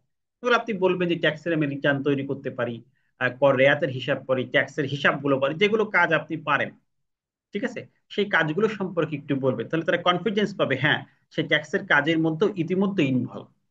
তাহলে যে বিষয়গুলো কমন সেই বিষয়গুলো বলবেন, যে আমি কর হিসাব পারি, আমি রেয়াতের হিসাব পারি, আমি রিটার্ন দাখিল করতে পারি। তখন প্রশ্ন করতে পারে পাল্টা প্রশ্ন, রিটার্ন কত সেকশনে দাখিল করতে হয়, কর রেয়াত কত সেকশনে। এই যে যে প্রশ্নগুলো যেটা আপনি বলবেন, তারা কিন্তু আপনার প্রশ্ন থেকে আপনাকে পাল্টা প্রশ্ন বেশি করে। এরকম ঘটনাগুলো আমরা দেখি। তাই এই কারণে আমাদের এই জিনিসগুলো আমাদের মাথায় রাখতে হবে, যে পাল্টা প্রশ্ন হয় যাতে আমরা অ্যান্সার গুলো পারি। তাহলে ট্যাক্সের কোন কোন কাজ জানেন বা কি কি কাজ করছেন আপনি। এবার বলতে পারে যে আপনার প্রফেশনাল দক্ষতা, যে আপনি কি কি কাজ করেছেন ইতিপূর্বে বলেন তো। তখন আপনি বলবেন যে আমি অনলাইনে রিটার্ন জমা দিয়েছি, এখন অনলাইন রিটার্ন দিয়ে প্রশ্ন করতে পারে, বলতে পারেন আমি চালান জমা দিতে পারি। তাহলে এই দুটি বিষয় অনলাইন রিটার্ন, চালান, এই যেগুলো কমন কাজ, এগুলো কিন্তু আপনাকে জেনে যেতে হবে। এর পরবর্তী ক্লাসে এই কাজগুলো দেখাবো, যে অনলাইনে কিভাবে রিটার্ন দিতে হয়, কিভাবে চালান দিতে হয়, যাতে করে আপনার একটা মোটামুটি একটি আইডিয়া ক্রিয়েট হয় যে আসলে আমরা এই জিনিসটা পারি, এই জিনিসটার প্রতি একটা আইডিয়া তো চলে আসে। এই বিষয়টা আমাদের থাকতে হবে। তাহলে দেখেন এই যে যে প্রফেশন থেকে একদম আপনার কমন যে প্রশ্নগুলো করতেছে সেগুলো আমি বলে দিচ্ছি। এরপর একটা প্রবলেম, যেমন আমাদের লিখিত পরীক্ষায় কিন্তু এরকম কিছু প্রবলেম এসেছিল, এটা কিভাবে সলভ করবে, করদাতার দায়িত্ব কি, তারপর কর আইনজীবীর দায়িত্ব কি, এরপরে কর কর্তৃপক্ষের দায়িত্ব কি, এই যে যে দায়িত্ব রেসপন্সিবিলিটির জায়গাগুলো আছে সেইগুলো আসে। কোনো সমস্যা হলে তার সমাধান কিভাবে করতে হয়, হ্যান্ডেলিং বিষয়টা, সমস্যার প্রবলেম সলভিং, আপনার কতটুকু আহ, মেধা আছে সেই বিষয়টা জাজ করে। এবার আরেকটি কমন প্রশ্ন করে যে আপনি কি আয়কর রিটার্ন জমা দিয়েছেন। তখন আপনি যদি জমা দেন, বললে হ্যাঁ স্যার আমি নিজে আয়কর রিটার্ন জমা দিয়েছি, আর যদি থাকে যে শিক্ষানবিশ আইনজীবী বা সহকারী হিসেবে কাজ করছেন আইনজীবী, তখন তো আসলে রিটার্নের প্রশ্ন হয়, তখন বলবেন না স্যার আমি রিটার্ন জমা দেইনি, আমি যেহেতু আমি এখনো আয়কর রিটার্ন দিতে বাধ্য না, এ কারণে আমি রিটার্ন জমা দেইনি। তখন তারা বলতে পারে যে আপনি কেন বাধ্য না, বলবেন স্যার আমার করযোগ্য আয় নেই, আমার 3.5 লাখ টাকার নিচে ইনকাম নেই, এই জন্য আমি বাধ্য না। তাহলে এই ধরনের প্রশ্ন কিন্তু আপনি যেভাবে আনসার দিচ্ছেন, আপনি মনে করেন যে আপনি যেভাবে আনসার দিচ্ছেন তারা সেখান থেকে আপনাকে প্রশ্ন করতে পারে, এবং ম্যাক্সিমাম ভাইবা পরীক্ষায় এরকমটাই হয়। এখানে আমাদের একটু বুঝতে হবে। এরপরে আমাদের সব থেকে মোস্ট ইম্পর্টেন্ট, আপনাকে ই রিটার্ন নিয়ে প্রশ্ন করতে পারে, যেহেতু ই রিটার্ন বাধ্যতামূলক হচ্ছে, যে ই রিটার্ন কি কখনো করেছেন কিনা, বলেন তো ই রিটার্নের সুবিধা কি। আপনি বলবেন পজিটিভ, যে হ্যাঁ স্যার ই রিটার্ন আমি দেখেছি বা করার চেষ্টা করেছি। পারি ভালো এটা বলার দরকার নেই, ই রিটার্ন আমি করার চেষ্টা করেছি, ই রিটার্নে আমি অনলাইনে দেখেছি, আমি এটা করার চেষ্টা করেছি, ই রিটার্নে কিছু কিছু কাজ আলহামদুলিল্লাহ পারি। এরকম ভাবে আপনি একটু পজিটিভ রিপ্লাই দিবেন। একদম বলার দরকার নেই রিটার্ন আমি জানি না স্যার, পারি না, পারি না, জানি না, এগুলো আমি এর ভিতর নাই, এরকম বলার দরকার নেই। আমি রিটার্ন দেখছি বা শেখার চেষ্টা করছি, বা রিটার্নে কিছু কাজ পারি বা শিখছি, এরকম বলবেন। ঠিক আছে? তাহলে ই রিটার্নের ওয়েবসাইটটাও আপনারা একটু ভিজিট করবেন, এটা আমি দেখিয়ে দিব, আপনাদের সবকিছু দেখিয়ে দিব ইনশাল্লাহ। তাহলে ই রিটার্নে আপনি যদি বলে যে কোন কাজগুলো আপনি করেছেন, যেমন ই রিটার্ন অনলাইন রিটার্ন দেওয়া, ট্যাক্সের হিসাবগুলো দেখা, সবগুলো যেগুলো আছে সবগুলো আপনি নাম বলতে পারবেন, যে এই কাজগুলো আমি রিটার্ন করেছি, অনলাইনে চালান জমা দিয়েছি, এই কাজগুলো যেগুলো আমি দেখাবো, এই কাজগুলো আমরা করেছি। বলতে পারেন ই রিটার্নে আপনি কি কি সুবিধা পেয়েছেন, তখন বলবেন স্যার এটা ঘরে বসেই রিটার্নটা দেওয়া যাচ্ছে, খুব সহজেই দেওয়া যাচ্ছে, সার্কেলে যাওয়া লাগছে না, খুব কম সময়ে আমি রিটার্নটা তৈরি করতে পারছি, এবং হিসাব অটোমেশন হওয়ার কারণে ভুল হওয়ার কোনো সম্ভাবনা নাই, সময় কম লাগছে, আমি সাবমিশন করার সাথে সাথে সার্টিফিকেট অ্যাকনোলেজমেন্ট এবং প্রয়োজনীয় ডকুমেন্ট গুলো পেয়ে যাচ্ছে, যেটা সব থেকে বড় সুবিধা, যে সাবমিশন করার সাথে সাথে এগুলো অটো ভেরিফাই হয়ে যাচ্ছে, সবকিছু আমার কাছে চলে আসছে। তাহলে এই সুবিধাগুলো আমি কিন্তু ই রিটার্নে পাচ্ছি, এবং প্রিভিয়াস যত ডকুমেন্ট আছে, এই আজকে রেকর্ডেড ভিডিওগুলো আপনারা কালকে আবার শুনবেন, কি কি বলেছিলাম, এই প্রিভিয়াস যতগুলো রেকর্ডেড আছে, আহ, অর্থাৎ আমার হিস্ট্রি যা আছে, যে সবগুলো আমি পুনরায় দেখতে পাচ্ছি, পরবর্তী বছর দেখতে পাচ্ছি, এবং অনেক ইনফরমেশন আমার সেভ থাকতেছে, যেগুলো পরবর্তী বছর অটো ফিল্ড হচ্ছে, আমি চাইলে অটো ফিল্ড হচ্ছে। তাহলে এখানে কিন্তু অনেক ধরনের বেনিফিট আমরা কিন্তু ই রিটার্নে পাই। এগুলোকে তাদের কাছে হাইলাইট করতে হবে যে আমাদের এই এই বেনিফিট গুলো আছে। মানে এগুলো যদি আমাদের, দেখেন এই এই প্রশ্নগুলো যদি আমরা ভালোভাবে সমাধান করতে না পারি, তাহলে কিন্তু প্রবলেম।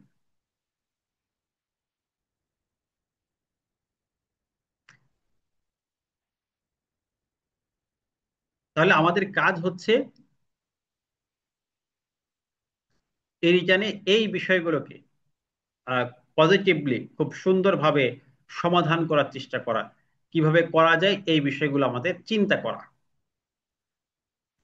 ঠিক আছে? তাহলে আমাদের কিছু প্রশ্ন আমি এখানে ইম্পর্টেন্ট কিছু প্রশ্ন আপনাদেরকে দেখালাম, যাতে করে আপনাদের বিষয়গুলো ক্লিয়ার হয়ে যাচ্ছে। ঠিক আছে? এখন আমাদের যে পড়াশোনার বিষয়, দেখেন মূল পয়েন্টগুলো কিন্তু চলে আসছে। এখন আমি পড়াশোনার বিষয়গুলো একটু আসি, তারপরে আপনাদের অনেকগুলো প্রশ্ন আসছে, এই প্রশ্নের বিষয়গুলো আমরা এখন আলোচনায় যাব। যে যে প্রশ্নগুলো আপনাদের এসেছে সেই প্রশ্নগুলো আমরা আলোচনায় যাব। এর আগে আমরা আরেকটু পড়াশোনা শেষ করে আর 10 মিনিট আমরা শেষ করব। আমরা যেখানে ছিলাম, আমাদের 3 ধরনের প্রস্তুতি, আবারও বলি আমাদের প্রস্তুতি হচ্ছে 3টে ধরনের প্রস্তুতি হবে। বেসিক্যালি প্রস্তুতি হচ্ছে 3 ধরনের। এখানে আরেকটা যেটা আমি আপনাদেরকে এই শীট যেটা দিয়েছি সেটা তো সবার কাছে আছে, শীটটা একটু সবাই বের করে রাখবেন।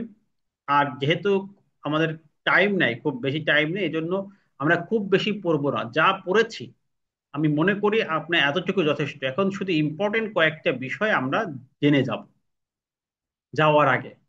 এটা আমি দিয়ে দিব যে কি কি আমাদের জেনে যাওয়া উচিত বোর্ডের যাওয়ার আগে, যে বিষয়গুলো না জানলে হয় সেই বিষয়গুলোতে আমরা দিয়ে দিব নেক্সট ক্লাসে ইনশাল্লাহ। আমরা তো গত যে লেকচার ছিল সেখানে অনেকগুলো বিষয় আলোচনা করেছি, সেখানে আমাদের আহ, এই যে 45টা শর্ট প্রশ্ন দিয়েছিলাম, এটি এক নজরে আপনাদেরকে পড়িয়েছিলাম। গত ক্লাসে আমরা এটা আলোচনা করেছিলাম, এই জিনিসগুলো আপনাদের আবার রিপিট করা প্রয়োজন। এই 45টা প্রশ্ন অবশ্যই আপনি একবার পড়বেন, তাহলে এই যে কিছু যে কমন প্রশ্ন, এই জিনিসগুলো পড়বেন। আমি সেটা কিন্তু একদম খুব বেশি উল্লেখ করি নাই, ঠিক আছে, খুব ইম্পর্টেন্ট বিষয়গুলো এনেছি। কারণ এখন তো আর সব বই পড়া সবকিছু পড়া সম্ভব না, আবার সব জায়গা থেকে আপনাকে প্রশ্ন করবে না। তাহলে এখন বাড়তি প্রেশার কেন নিল? এখন ওই যতটুকু আমরা আলোচনা করেছি এটার মধ্য থেকেই থাকেন। এখানে আপনাকে যেটা দিয়েছি, তাহলে আমাদের প্রস্তুতি তিন ধরনের: এক ধরনের ডকুমেন্টেশন প্রস্তুতি, এটা মোটামুটি আমরা সবাই করে ফেলবো। আর প্রস্তুতি পেশাদারিত্বের বিষয়গুলো আছে, সেই বিষয়গুলো আমি দেখালাম। আর থার্ড প্রস্তুতি হচ্ছে, তৃতীয় নম্বর প্রস্তুতি হচ্ছে এইগুলো। যেমন এখানে যেমন নিবাসী কাকে বলে, এটা এখান থেকে আমাদের এই সংজ্ঞাগুলো থেকে আপনারা একটু পড়বেন।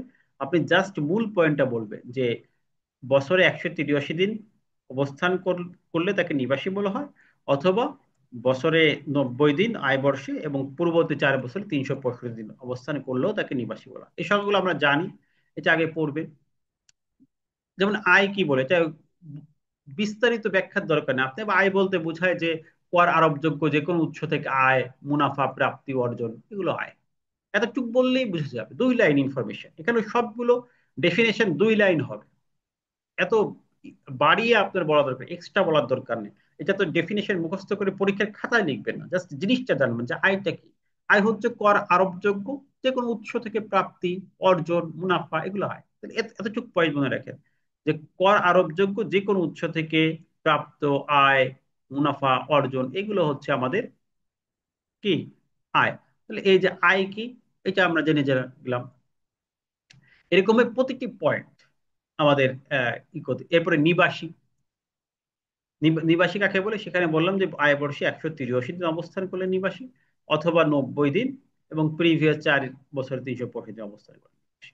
তার মানে এই যে যে বিষয়গুলো আছে, এগুলো কিন্তু খুবই সিম্পল, বাট আমাদেরকে ওইভাবে কি করতে হবে।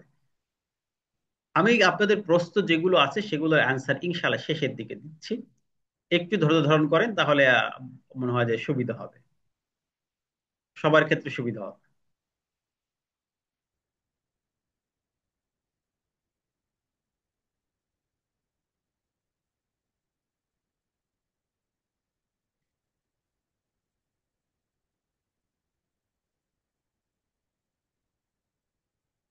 একটু অনেকে ই করছেন,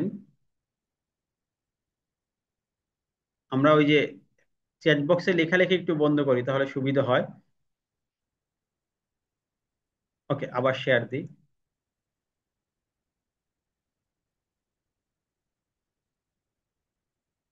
এবার কি দেখা যাচ্ছে ঠিক মতো? অনেকে মার্ক করতেছেন, মার্ক করলে একটু অসুবিধা হয়। ওকে, এরকম যে সংজ্ঞাগুলো আছে, যেমন কর কি, তাহলে আপনি বলবেন কর বলতে আয়কর আইনে যে প্রদীয় যে কোনো প্রকার মুনাফা, অর্থদণ্ড, জরিমানা, সুদ। ঠিক আছে, তাহলে আয়কর আইনে পরিশোধযোগ্য যে কোনো পরিমাণ অর্থ, এটা বললেও হবে কর কি। আয়কর কি একই কথা, যে আয়কর আইনে পরিশোধযোগ্য যে কোনো প্রকার অর্থ বা সারচার্জ। আয় বর্ষ কি, এটা আপনি বলবেন যে আহ, কর বর্ষের বিগত অর্থ বছর। আপনি এক কথায় বলবেন যে বিগত অর্থ বছর, প্রিভিয়াস অর্থ বছর হচ্ছে কর বর্ষ, আয় বর্ষ, সরি, বিগত অর্থ বছর হচ্ছে আয় বর্ষ।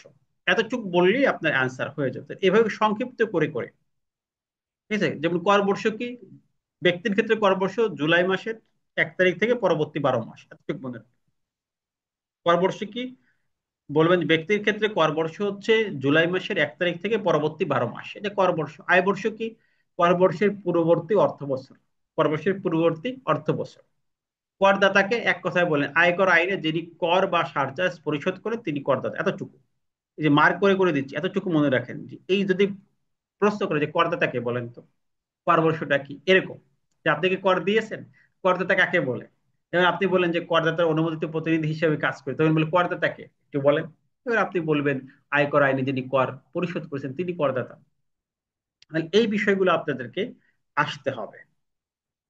এরপরে খেলাফি করদাতাকে বলবেন যিনি কর পরিশোধ করতে ব্যর্থ হয়েছে, একটা কথা বলেন, যিনি আয়কর আইন অনুযায়ী কর পরিশোধে ব্যর্থ হয়েছে, খেলাফি করদাতা। কর অব্যাহতি কি, মানে কর অব্যাহতি বলতে তিনটা জিনিস, যে কর রেয়াত পাওয়া, হ্রাস পাওয়া এবং মোট আয় থেকে বাদ দেওয়া। এই তিনটে পয়েন্ট হাইলাইট করেন। ব্যক্তিকে, ব্যক্তি বলতে স্বাভাবিক ব্যক্তি, ফার্ম, ব্যক্তি সংঘ, ট্রাস্ট বা কোম্পানি। এবং চাকরিটা, পারকিউজিট কি? এটা আপনি বলবেন যে বেতনের মূল, মূলত বেতনের অতিরিক্ত যে সকল সুযোগ সুবিধা কোম্পানি থেকে কর্মচারী গ্রহণ করে, এটা পারকুইজিট। তাহলে বেতনের পরিবর্তে বা বেতনের অতিরিক্ত যত সুযোগ সুবিধা একজন এমপ্লয়ি গ্রহণ করে তার নাম পারকুইজিট। এটা প্রশ্ন করতে পারে যে পারকুইজিটটা কি বলেন তো। তখন আপনি এই লাইনটা বলবেন, আর কিছু বলার দরকার নেই। পারকুইজিট বলতে মূলত বেতনের অতিরিক্ত যে সকল সুযোগ সুবিধা কোম্পানি কর্মচারী গ্রহণ করে, কোম্পানির কর্মচারী গ্রহণ করে, এটি হচ্ছে পারকিউজিট, হয়ে গেল। এরকম কিছু কমন যে প্রশ্নগুলো আছে, যে বার্ষিক মূল্য ভাড়ার ক্ষেত্রে জিজ্ঞেস করতে পারে। তো বার্ষিক মূল্য হচ্ছে যুক্তিসঙ্গত ভাড়া আর আপনার প্রদর্শিত ভাড়া এর মধ্যে যাহা অধিক। সহজ কথা এভাবে বলে দিলেন। এরপরে মূলধনী, এই মোট আয় বলতে পারে যে আয়কর আইনে যতগুলো আয় আছে, এই 26-এ উল্লেখিত মোট আয় এবং আয়, আইনের বিধান অনুযায়ী সর্বমোট আয়ের সাথে যেগুলো যুক্ত হতে পারে সেগুলো সকল কিছু মিলে হচ্ছে মোট আয়। অর্থাৎ এখানে 26-এ, ধারা 26-এ যে আয়গুলো বলা হয়েছে তার যোগফল হচ্ছে মোট আয়, এক কথায়। রপ্তানি কি? এটা আমরা জানি। রপ্তানি হলো বাংলাদেশের ভৌগোলিক সীমানার বাইরে কোনো পণ্য চলে যাওয়া বা সেবার স্থানান্তর। লভ্যাংশ কি? এটাও এক কথায় বলবেন যে কোম্পানির শেয়ার হোল্ডারের মাঝে কোম্পানির আয়ের যে অংশ, লাভের যে অংশ বন্টন করা হয়, এটা লভ্যাংশ। সিকিউরিটি এত গুরুত্বপূর্ণ না, ঠিক আছে। এগুলো আর অত গুরুত্বপূর্ণ, যেগুলো গুরুত্বপূর্ণ দেখাই দিলাম। এরপরে এই যে লিখিত পরীক্ষার যে প্রশ্ন, এইখান থেকে আপনাকে কিন্তু প্রশ্ন করার সুযোগ আছে। যেমন আয়করের অবদান কি, বলে যে আমাদের যে, আপনি তো আয়কর নিয়ে কাজ করবেন, আসলে আয়কর রাষ্ট্রের জন্য কি কি ভূমিকা রাখে বলেন তো। সেক্ষেত্রে আপনি দুই একটা ভূমিকার কথা বলবেন, যে এটা রাষ্ট্রের আয়ের একটি অন্যতম উৎস। এ অর্থ দিয়ে শিক্ষা অবকাঠামোতে ব্যয় করা হয়, ঠিক আছে। দরিদ্র জনগণ বা যারা অসহায় আছে তারা এখান থেকে আমাদের বিভিন্ন কর্মসূচির মাধ্যমে তারা সুযোগ পায়। গ্রামীণ উন্নয়নে আমাদের এই টাকাগুলো গুরুত্বপূর্ণ ভূমিকা পালন করে। মনে করতে 1 নম্বর পয়েন্ট আপনি বলে দিলেই হলো যে আয়কর হচ্ছে রাষ্ট্রের আয়ের একটি অন্যতম উৎস। এটা আমাদের সকল আর্থসামাজিক সকল ক্ষেত্রে উন্নয়নের জন্য এই টাকাগুলো ব্যয় করা হয়, এটা খুবই গুরুত্বপূর্ণ। তাহলে এখানে আপনার যে আয়করের অবদানটা কি, আপনি আয়কর নিয়ে কাজ করে আয়করের অবদানটা কি, ঠিক আছে। এরপরে যেমন আরেকটা প্রশ্ন আপনাদের আসছিল যে আয়কর আইনজীবী করদাতাকে যে সকল সেবা প্রদান করে তার উপর 5টি ব্যাখ্যা লিখন। বলতে পারি যে আপনি তো আয়কর আইনজীবী, করদাতাকে আপনি কি কি সেবা দিবেন বলেন তো। আপনি আইনজীবী হওয়ার পর কি কি সার্ভিস থাকবে আপনার, আপনি কি কি সেবা দিবেন, তাদের কল্যাণে কি কি কাজ করবেন। তখন আপনি এক এক করে বলবেন যে করদাতার আয় ব্যয় বিশ্লেষণ করে রিটার্ন প্রস্তুত করব, তাদের পক্ষে আমি আইনগত সহায়তা দিব, আপিল আদালতে শুনানি করব, হাজির হব, তাদের অথরাইজড পার্সন হিসেবে আমি কাজ করব, প্রতিদিন কাজ করব, ঠিক আছে। তাদের জটিল বিষয়গুলোকে আমি সমাধান করার চেষ্টা করব, আমি নিজে নলেজ বৃদ্ধি করব এবং করদাতাদেরকে সেই তথ্যগুলো দিব, এরকম ভাবে যে আমার সার্ভিস গুলো কি, সেবাগুলো কি হবে। এবার বলতে পারে আপনি কর আইনজীবী হিসেবে সরকারি আদর্শ প্রণয়নের ভূমিকা কিভাবে রাখবেন বলেন তো। বলতে পারে যে আপনি যখন আইনজীবী হয়ে যাবেন, কর আইনজীবী, তখন আপনার এই রাজস্ব আহরণের ভূমিকা কি, আপনি কি কি গুরুত্বপূর্ণ ভূমিকা পালন করবেন। তখন আপনি বলবেন যে আমি এই আয়টাকে মানুষকে কর দানে উদ্বুদ্ধ করব, সঠিকভাবে কর হিসাব করে কর দিয়ে এই রাষ্ট্রীয় কাঠামোকে আমি গুরুত্বপূর্ণ ভূমিকাগুলো পালন করব। এই বিষয়গুলোকে হাইলাইট করতে হবে এবং সঠিকভাবে রিটার্ন দেওয়া, স্বচ্ছভাবে আপনার করদাতাকে উদ্বুদ্ধ করা, এই বিষয়গুলো আপনার অবশ্যই আসবে। এবার দিয়ে দান উৎস করে, এগুলো তো আমরা পড়েছি। এগুলো তো আপনার প্র্যাকটিক্যাল প্রশ্ন। দান করের উপর আমরা আলোচনা করেছি, এডিএরও আমরা আলোচনা করেছি। দেখেন এই রিটেনের প্রশ্নটা খুবই গুরুত্বপূর্ণ, এখানে মূল পয়েন্ট থেকেই প্রশ্ন করা হয়েছে, মূল বিষয়গুলো থেকে আপনাকে ভাই ভাই এরকম প্রশ্ন করবে। এরপরে এই যে উপকর্পোরেশন আদেশের বিরুদ্ধে আপনি কি কি করবেন, তা এটা কিন্তু আমরা ইতিমধ্যে আমাদের শীটে কিন্তু আলোচনা করেছি। যে এই উপকর কমিশন যদি কোনো আদেশ দেয়, কোনো অ্যাসেসমেন্ট অর্ডার দেয়, কারণ অ্যাসেসমেন্ট অর্ডার বা আদেশ দেওয়ার যিনি পাওয়ারফুল ব্যক্তি বা যার যার কাছে আদেশটা আসে তার নাম হচ্ছে উপকর কমিশন, জিসিটি। তার বিরুদ্ধে কি কি করা যায়, এই যে আমরা বলেছিলাম যে আমরা অ্যাপিল করতে পারি, আমরা রিভিশন করতে পারি, আমরা এডিএর করতে পারি। তো এই বিষয়গুলো কিন্তু আমরা ইতিমধ্যে আলোচনা করেছি। তাই ওই বিষয়গুলো কিন্তু আমাদের এই রিটেন পরীক্ষার প্রশ্নে এসেছে। তাহলে আমরা ডেফিনেশন, তারপরে এই আহ, আয়করের যে প্রশ্নের সমাধান, এটাকে আমরা নেক্সট ক্লাসে দেখবো আর কি, ঠিক আছে? তো রিটার্ন সংশোধন বা একটা আইন সংশোধন কিভাবে হয় বা কিভাবে করা হয়, আইন কিভাবে করা হয়, অধ্যাদেশ কিভাবে করা হয়, এটা কিন্তু আমরা প্রথমের দিকে আলোচনা করেছি। আপনি বিগত 4টার আজকে 5টা ক্লাসের ভিডিওটা অ্যানালাইসিস করবেন, তাহলে মোটামুটি আমাদের সবকিছুই কিন্তু পেয়ে যাবেন। তারপরে রিসেন্টলি সাম্প্রতিক যে ঘটনাগুলো এটা জানবেন, এনবিআর এর চেয়ারম্যানের নাম জানবেন। আর আপনি যে সার্কেলে ভাইবা, যে এখানে ভাইবা দিচ্ছেন, খেয়াল রাখেন কিছু কথা আমি বলি, যে আপনি যেখানে ভাইবা গুলো দিচ্ছেন, যে সার্কেল বা যেখানে আপনি ভাইবা পরীক্ষা দিচ্ছেন, মনে রাখেন সেখানে কারা কারা আছে। ওই অনলাইনে আপনি সার্চ দিলে সেখানে কোন কোন কমিশনার আছে, কারা আছে, সেই জিনিসটা কিন্তু পেয়ে যাবেন। তাহলে আপনি যেটা করবেন, এটা হচ্ছে ওই জায়গায় কারা কারা ভাইবা নিচ্ছেন, আহ, তাদের ইনফরমেশনটা জানবেন। না জানলে অন্তত ওই জোন কমিশনারকে, কোন কমিশনার আছেন, তিনি ভাইবা বোর্ডে আছেন, এটা না জানলেও ওই জোন কমিশনারদের ইনফরমেশন গুলো আপনাকে অবশ্যই জানতে হবে, এটা গুরুত্বপূর্ণ। কথা বোঝাতে পারছি আমি?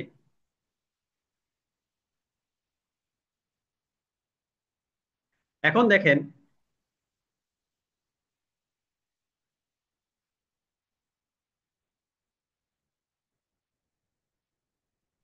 এখন আপনাদের যে কোশ্চেন গুলো আছে, এই প্রশ্নগুলো আমরা নিব। আরেকবার বলি যে ভাইবা বোর্ডে যারা থাকবেন, আপনার শিডিউল পেয়েছেন না হাতে? শিডিউল পাওয়ার পরে দেখবেন যে কোন সার্কেল, কোন জোনে আপনার ভাইবা হচ্ছে। ধরেন কর অঞ্চল 15-তে হচ্ছে, তার 15 কমিশনার কে সেখানে, কারণ কমিশনার, যুগ্ম কমিশনার তারা কিন্তু আপনাদের ভাইবা গুলো নিবেন। তাহলে তাদের কয়েকজনের নাম আপনি জেনে যান, অন্তত কমিশনের নামটা আপনি জানেন। এবং কর অঞ্চল কয়টা, এটা তো আমি গত ক্লাসে বলেছি, 31টা অঞ্চল আছে মোট। সেই 31টা অঞ্চল, যে আপনি এখানে 15 আছে, তারপরে তারপরে আছে আহ, ঢাকায় 25টা অঞ্চল আছে। এই কোন অঞ্চলে আপনার ভাইবাটা পড়েছে, এটা আপনি আগের থেকে সতর্ক হয়ে জেনে বুঝে তারপরে কিন্তু উপস্থিত হবেন। এটা আপনাদের কাছে রিকোয়েস্ট থাকবে যে সবাই এটা অবশ্যই জানবেন। এনবিআর এর চেয়ারম্যানের নাম কি, এটাও আপনার জন্য জানা বাধ্যতামূলক। কারণ এটা পরীক্ষা আসতে পারে। এনবিএস সম্পর্কে একটু জানবেন, এটা অনলাইনে সার্চ দিলে, হ্যাঁ হাতে লিখলেও হবে, কোনো সমস্যা নেই। এখন আমি আপনাদের প্রশ্নগুলো অ্যান্সার দিচ্ছি, যারা চ্যাট বক্সে প্রশ্ন করেছেন। লাস্টের থেকে আমি অ্যান্সার দিচ্ছি, কারণ শুরুতে কারা করেছেন ওইভাবে আমি একদমই অ্যান্সার দিচ্ছি।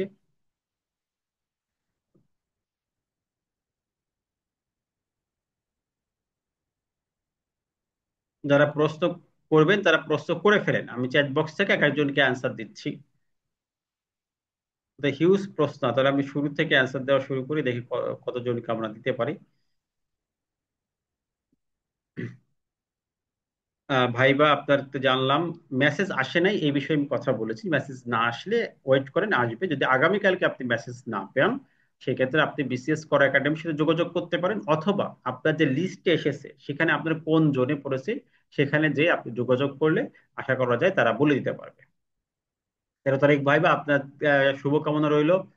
আহ কর অঞ্চল 20, এটা আপনি অনলাইনে সার্চ দিবেন, সকল ট্যাক্স অঞ্চলগুলো অনলাইনে আপনি সার্চ দিলে পেয়ে যাবেন সব। এখন তো সব অনলাইন আছে। এখন কি এই সার্চ দিলে বা কর অঞ্চল 4, এখানে যারা আপনাদের এক এক গ্রুপে আছেন, আজকে আপনাদের গ্রুপের চ্যাট বক্সটা আমি অন করে দিচ্ছি। যার যার আলোচনা বা একসাথে যদি থাকেন সেক্ষেত্রে সুবিধা হয়। এখন যেহেতু আমরা লাস্ট মুহূর্তে, আমাদের সবাইকে আমি চ্যাট বক্স ওপেন করে দিচ্ছি গ্রুপে। আপনারা গ্রুপে যার যার মতো লিখতে পারবেন, এবং কোনো ইম্পর্টেন্ট প্রশ্ন হলে আমি ইনশাল্লাহ সেই গ্রুপ উত্তর দিয়ে দিব। আর যদিও আমাদের গ্রুপে আরো কিছু শীট টিট যাবে, তা ওটা যাতে ব্যাহত না হয়, ঠিক আছে, আমি চ্যাট বক্সটা ওপেন করে দিচ্ছি, সবাই এখন গ্রুপে লিখতে পারবেন।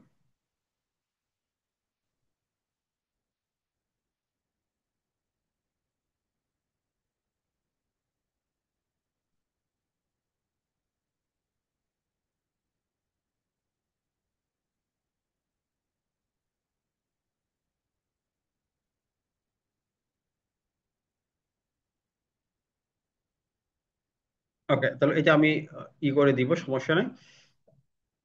এটা আমি বল, এনওসি নিয়ে একটা আলোচনা করা ভালো হয়। এনওসি নিয়ে আমি কথা বলেছি। এটা ডিটেলসে বলেছি যে এনওসি লাগবে হচ্ছে আপনারা যারা বেসরকারি চাকরিরত আছেন তাদের জন্য। স্বায়ত্তশাসিত তারা তো পারবেনই না। তারা যে ডেটে আপনি অ্যাপ্লাই করেছিলেন সেই ডেটের আগে যে আমি এই প্রফেশনে কাজ করব সেরকম একটা অনুমতি তারা দিবে।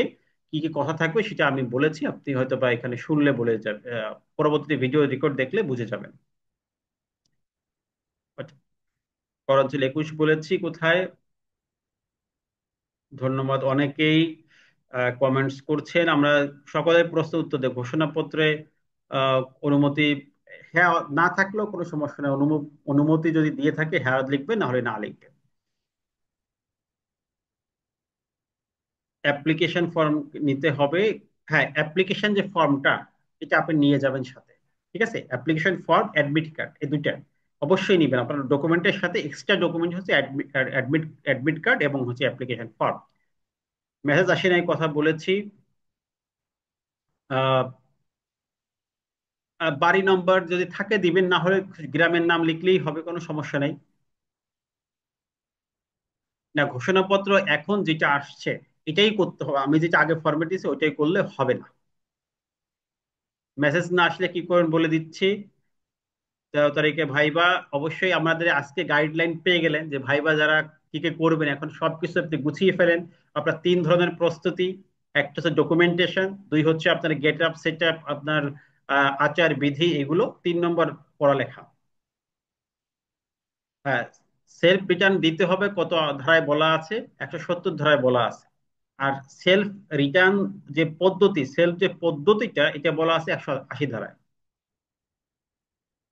এক বাট 166 ধারায় যারা টিন খুলতে বাধ্য তারা রিটার্ন দিবে 180 ধারায়, এই কথা বলা আছে। অনুমতি পত্র নিয়ে বলেছি। টোটাল ট্যাক্সেস জোন সার্কেল নিয়ে ইতিমধ্যে বলেছি।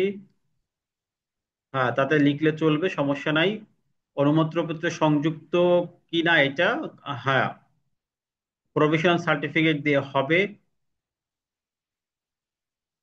চেয়ারম্যান সার্টিফিকেট আপনার যদি রিসেন্টলি থাকে ভালো, না থাকলে আগেরটাতে চালাবেন। কর্তৃপক্ষের অনুমতিটা, কর্তৃপক্ষ অনুমতি যদি থাকে আপনি নিবেন, না থাকলে তো আর কিছু করার নাই। যদি না দেয়, কোনো কর্তৃপক্ষ না দেয়, এটা কি করা যাবে? সত্যায়িত ঘোষণাপত্রে সত্যায়িতের কোনো প্রয়োজনই নাই, কারণ এটা সত্যায়িত হবে না। এটা তো আপনার নিজের করতে হবে, হাতে লিখলেও হবে। এটা স্টাম্পে হবে না, যেভাবে তারা দিয়েছে জাস্ট ওইটাই প্রিন্ট করে সিগনেচার করবেন। হ্যাঁ, পিতামাতার নাম সবগুলো বাংলায় লিখবে, শুধু একটা জিনিস আপনাকে ইংলিশে লিখতে বলছে, আপনার নামটা ওটা লিখবেন, হাতে লিখে দেওয়া যাবে। আপনি ফার্মের আর্টিকেল স্টুডেন্ট, আপনি তো চাকরি করেন না, সেক্ষেত্রে নো লিখবেন, সেক্ষেত্রে অন্য কিছু আপনার প্রয়োজন নাই। হাতে লিখলে হবে, তবে আমি মনে করি কম্পিউটারে লিখে ফেলেন, যেহেতু সবারই আছে, মোবাইলেও লেখা যায়। আইনজীবী সহকারী হিসেবে কাজ করছেন, এটা আপনার তো চাকরি যেহেতু না, যে সহযোগিতা করছেন, সেজন্য আপনার চাকরিতে টিক মার্ক করার দরকার নাই। জব না করলে নাতে টিক মার্ক করবেন, তাহলে হয়ে যাবে। হ্যাঁ, অনুমতিপত্র এনওসি তো হয়, এটা একই কথা, এনওসি আর অনুমতিপত্র একই কথা। সার্টিফিকেট অরিজিনাল হারাই ফেলছে, হারাই ফেললে জিডি করবেন, যদি হারাই ফেলেন তাহলে জিডি কপি নিয়ে আপনি দিতে পারবেন, সমস্যা নাই। অনুমতিপত্র এনওসি একই। ওয়ার্ল্ড ওপেন হবে, আমি আপনাদেরকে দিয়েছি, এখান থেকে ওপেন হবে, গ্রুপে দিয়েছি।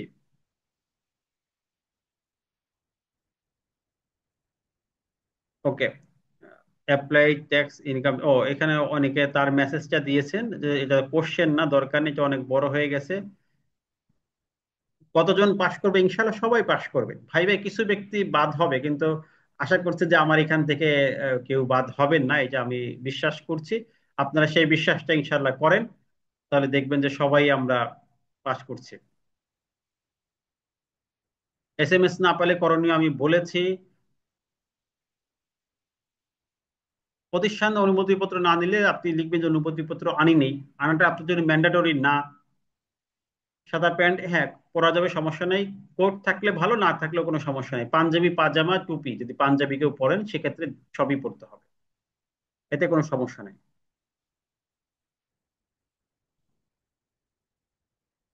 কমপ্লিট ড্রেস না থাকলে আপনি যদি আহ, থাকে কমপ্লিট ড্রেস পরবেন, তবে বেশি কালারফুল না হয়, যদি কালো বা আহ, আপনার যদি সাদা থাকে অথবা যদি ব্লু কালার থাকে এগুলো চলবে, সমস্যা হয়। কালো ছাড়া আমি তো বললাম যে এই কালার গুলো যেগুলো একদমই প্রফেশনাল কালার।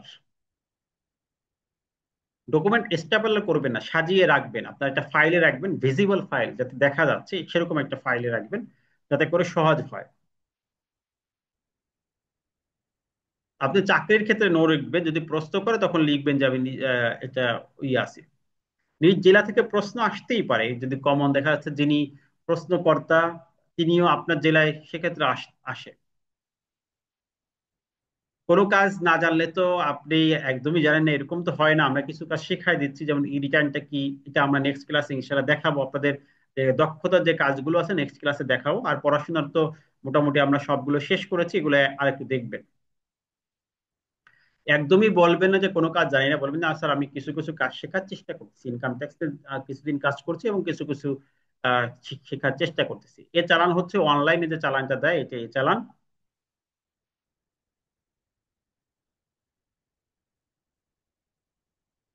আয়কর বিধিমালা 1984 থেকে আসলে আপনাদের তেমন কোনো প্রশ্ন আসবে না, শুধু একটা বিধির কথা আমি বলেছি, সেখান থেকে প্রশ্ন আসতে পারে, বিধি 8। আহ, কর অঞ্চলে ডিসিটি থাকে হচ্ছে সার্কেলের প্রধান, এর উপর থাকে জেসিটি অর্থাৎ জয়েন্ট কমিশনার অফ ট্যাক্স, এরপরে থাকে commissioner of tax, city commissioner of tax. এটা আয়কর কর্তৃপক্ষ সেকশন 4-এ দেওয়া আছে, আমার বইতেও সুন্দর করে দেওয়া আছে।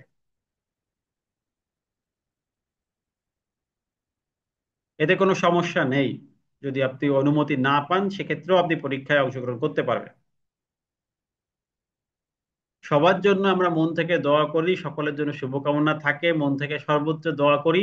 এবং আপনারা এই আসছে ট্যাক্স সার্কেল কত এটা সবাইকে উত্তর দিয়েছি ইতিমধ্যে।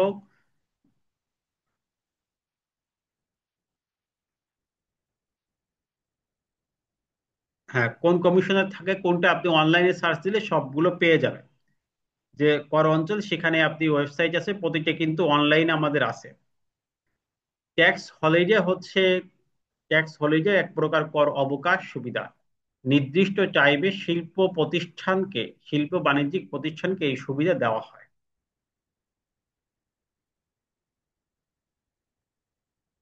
এনআইডি মিথিলা সংশোধন হয়েছে, তাহলে আপনি পুরাতন নতুনটা দুটেই নিবেন। যদি আগে পুরাতনটা দিয়ে আবেদন করে থাকেন তাহলে পুরাতন নতুন দুইটিই নিবেন। অনুমতি কোনো প্রতিষ্ঠান না দিলে কোনো সমস্যা নাই, এটা আমরা বলেছি। বিসিএস কর একাডেমি, অফ হোয়াইট, হ্যাঁ পড়তে পারবেন, কোনো সমস্যা নাই। আইরিন নাহার, এক্ষেত্রে পড়তে পারেন, কোনো সমস্যা নাই। এক একটা প্রতিষ্ঠান এক এক রকম ভাবে অনুমতি পত্র দিতে পারে, এটা প্রতিষ্ঠান যেভাবে লিখে কোনো সমস্যা নেই।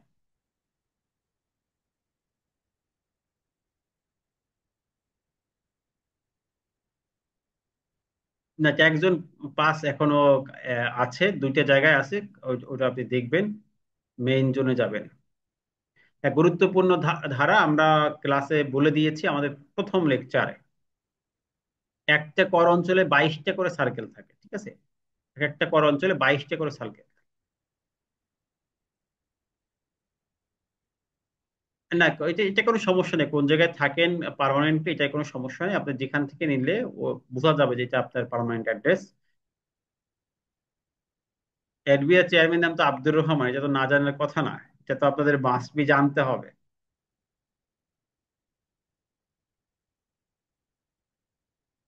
ট্যাক্স হলিডে তো বললাম যে নির্দিষ্ট টাইমে আপনাদের যে কর অবকাশ দেওয়া হয়, ছুটি নির্দিষ্ট টাইম থাকে। আর ট্যাক্স এক্সামশন বলতে অব্যাহতি যার উপর ট্যাক্স নাই। এনবিআর দুটি ভাগে বিভক্ত করার সিদ্ধান্ত হয়েছে, কিন্তু এখনো পর্যন্ত চূড়ান্ত কিছু হয় নাই, এটা নিয়ে কনফ্লিক্ট আছে, আন্দোলন হয়েছে, এটা এই অবস্থায় আছে।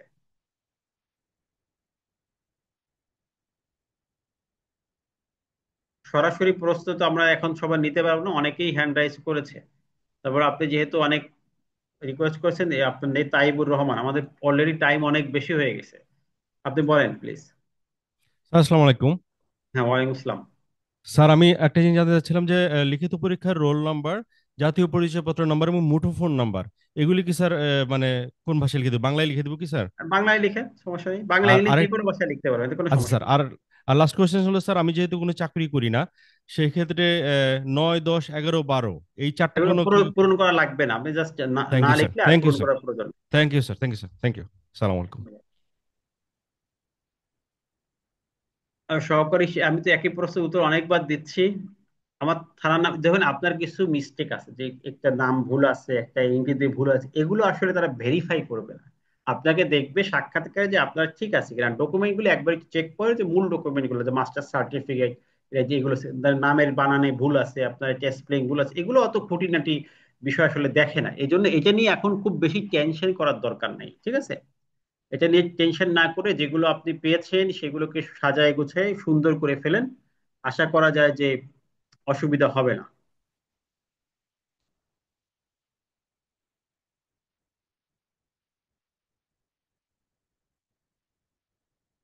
ঠিক আছে, যেগুলো আপনাদের দরকার আমরা মোটামুটি সবকিছু আপনাদের গ্রুপে দিয়ে দিচ্ছে।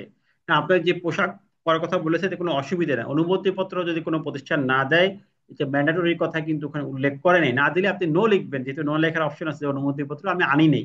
সেক্ষেত্রে তো আর আসলে কোনো সমস্যা নাই, যে আমি আমার যদি এটা হয় তাহলে ওখানে যে চাকরি থেকে আমি রিজাইন করব। যদি আপনাকে প্রশ্ন করা যে অনুমতিপত্র কেন আনেন নাই, বলেন স্যার আপনি যদি এটা হয় তাহলে ওখান থেকে রিজাইন করবো, এই জন্য আর অনুমতির পত্র নেই নি, আমি একসাথে দুইটা কাজ করবো না। এটা অসুবিধার কিছু নাই, ঠিক আছে? যাই হোক, আশা করি মোটামুটি অনেকের প্রশ্নের আনসার দিতে পেরেছি। আর আমি আপনাদের যে গ্রুপটা আছে, গ্রুপের চ্যাট বক্সটা অন করে দিচ্ছি আজকে এখনই। যাদের ইম্পর্টেন্ট প্রশ্ন আছে চ্যাট বক্সে করবেন, আশা করা যায় আমরা সেখানে আপনাদেরকে আনসার দিতে পারবো। আর আগামী আহ, শুক্রবার আমাদের কিন্তু আর একটা সেশন আছে। তো ওই সেশনটা আমরা একটু বেশি সময় ধরে নিতে পারি। সেক্ষেত্রে আপনাদেরকে জানাই দিব যে কত সময়, কয়টা থেকে কয়টা। একটু লাস্ট সেশন যেহেতু, সেখানে আমরা একটু বেশি সময় ধরে চেষ্টা করবো যে যা আলোচনা করেছি একটা রিভাইজ করে ফাইনালাইজ করা। শুক্রবারই আমরা ইনশাল্লাহ শেষ করব। সেখানে একটা রিটার্ন দেখানো, প্র্যাকটিক্যাল বিষয়গুলো দেখানো, সবগুলো ওইভাবে সিস্টেমেটিক ভাবে আমরা প্রিপারেশন নিব ইনশাল্লাহ। সে পর্যন্ত সবাই ভালো থাকবেন, সুস্থ থাকবেন, সবার জন্য শুভ কামনা রইল। ইনশাল্লাহ নেক্সট আমাদের লাস্ট সেশনে আরো কথাবার্তা হবে। তাদের যে প্রবলেম গুলো আছে সবাই গ্রুপে লিখে দেন, আমরা সেভাবে আনসার দেওয়ার চেষ্টা করব, বা কমন যে সমস্যাগুলো সেগুলো আমরা আনসার দেবো, সেই আশা রেখে সবার সুস্থ সুস্বাস্থ্য কামনা করে আজকে এখান থেকে শেষ করছি। আসসালামু আলাইকুম রহমতুল্লাহ।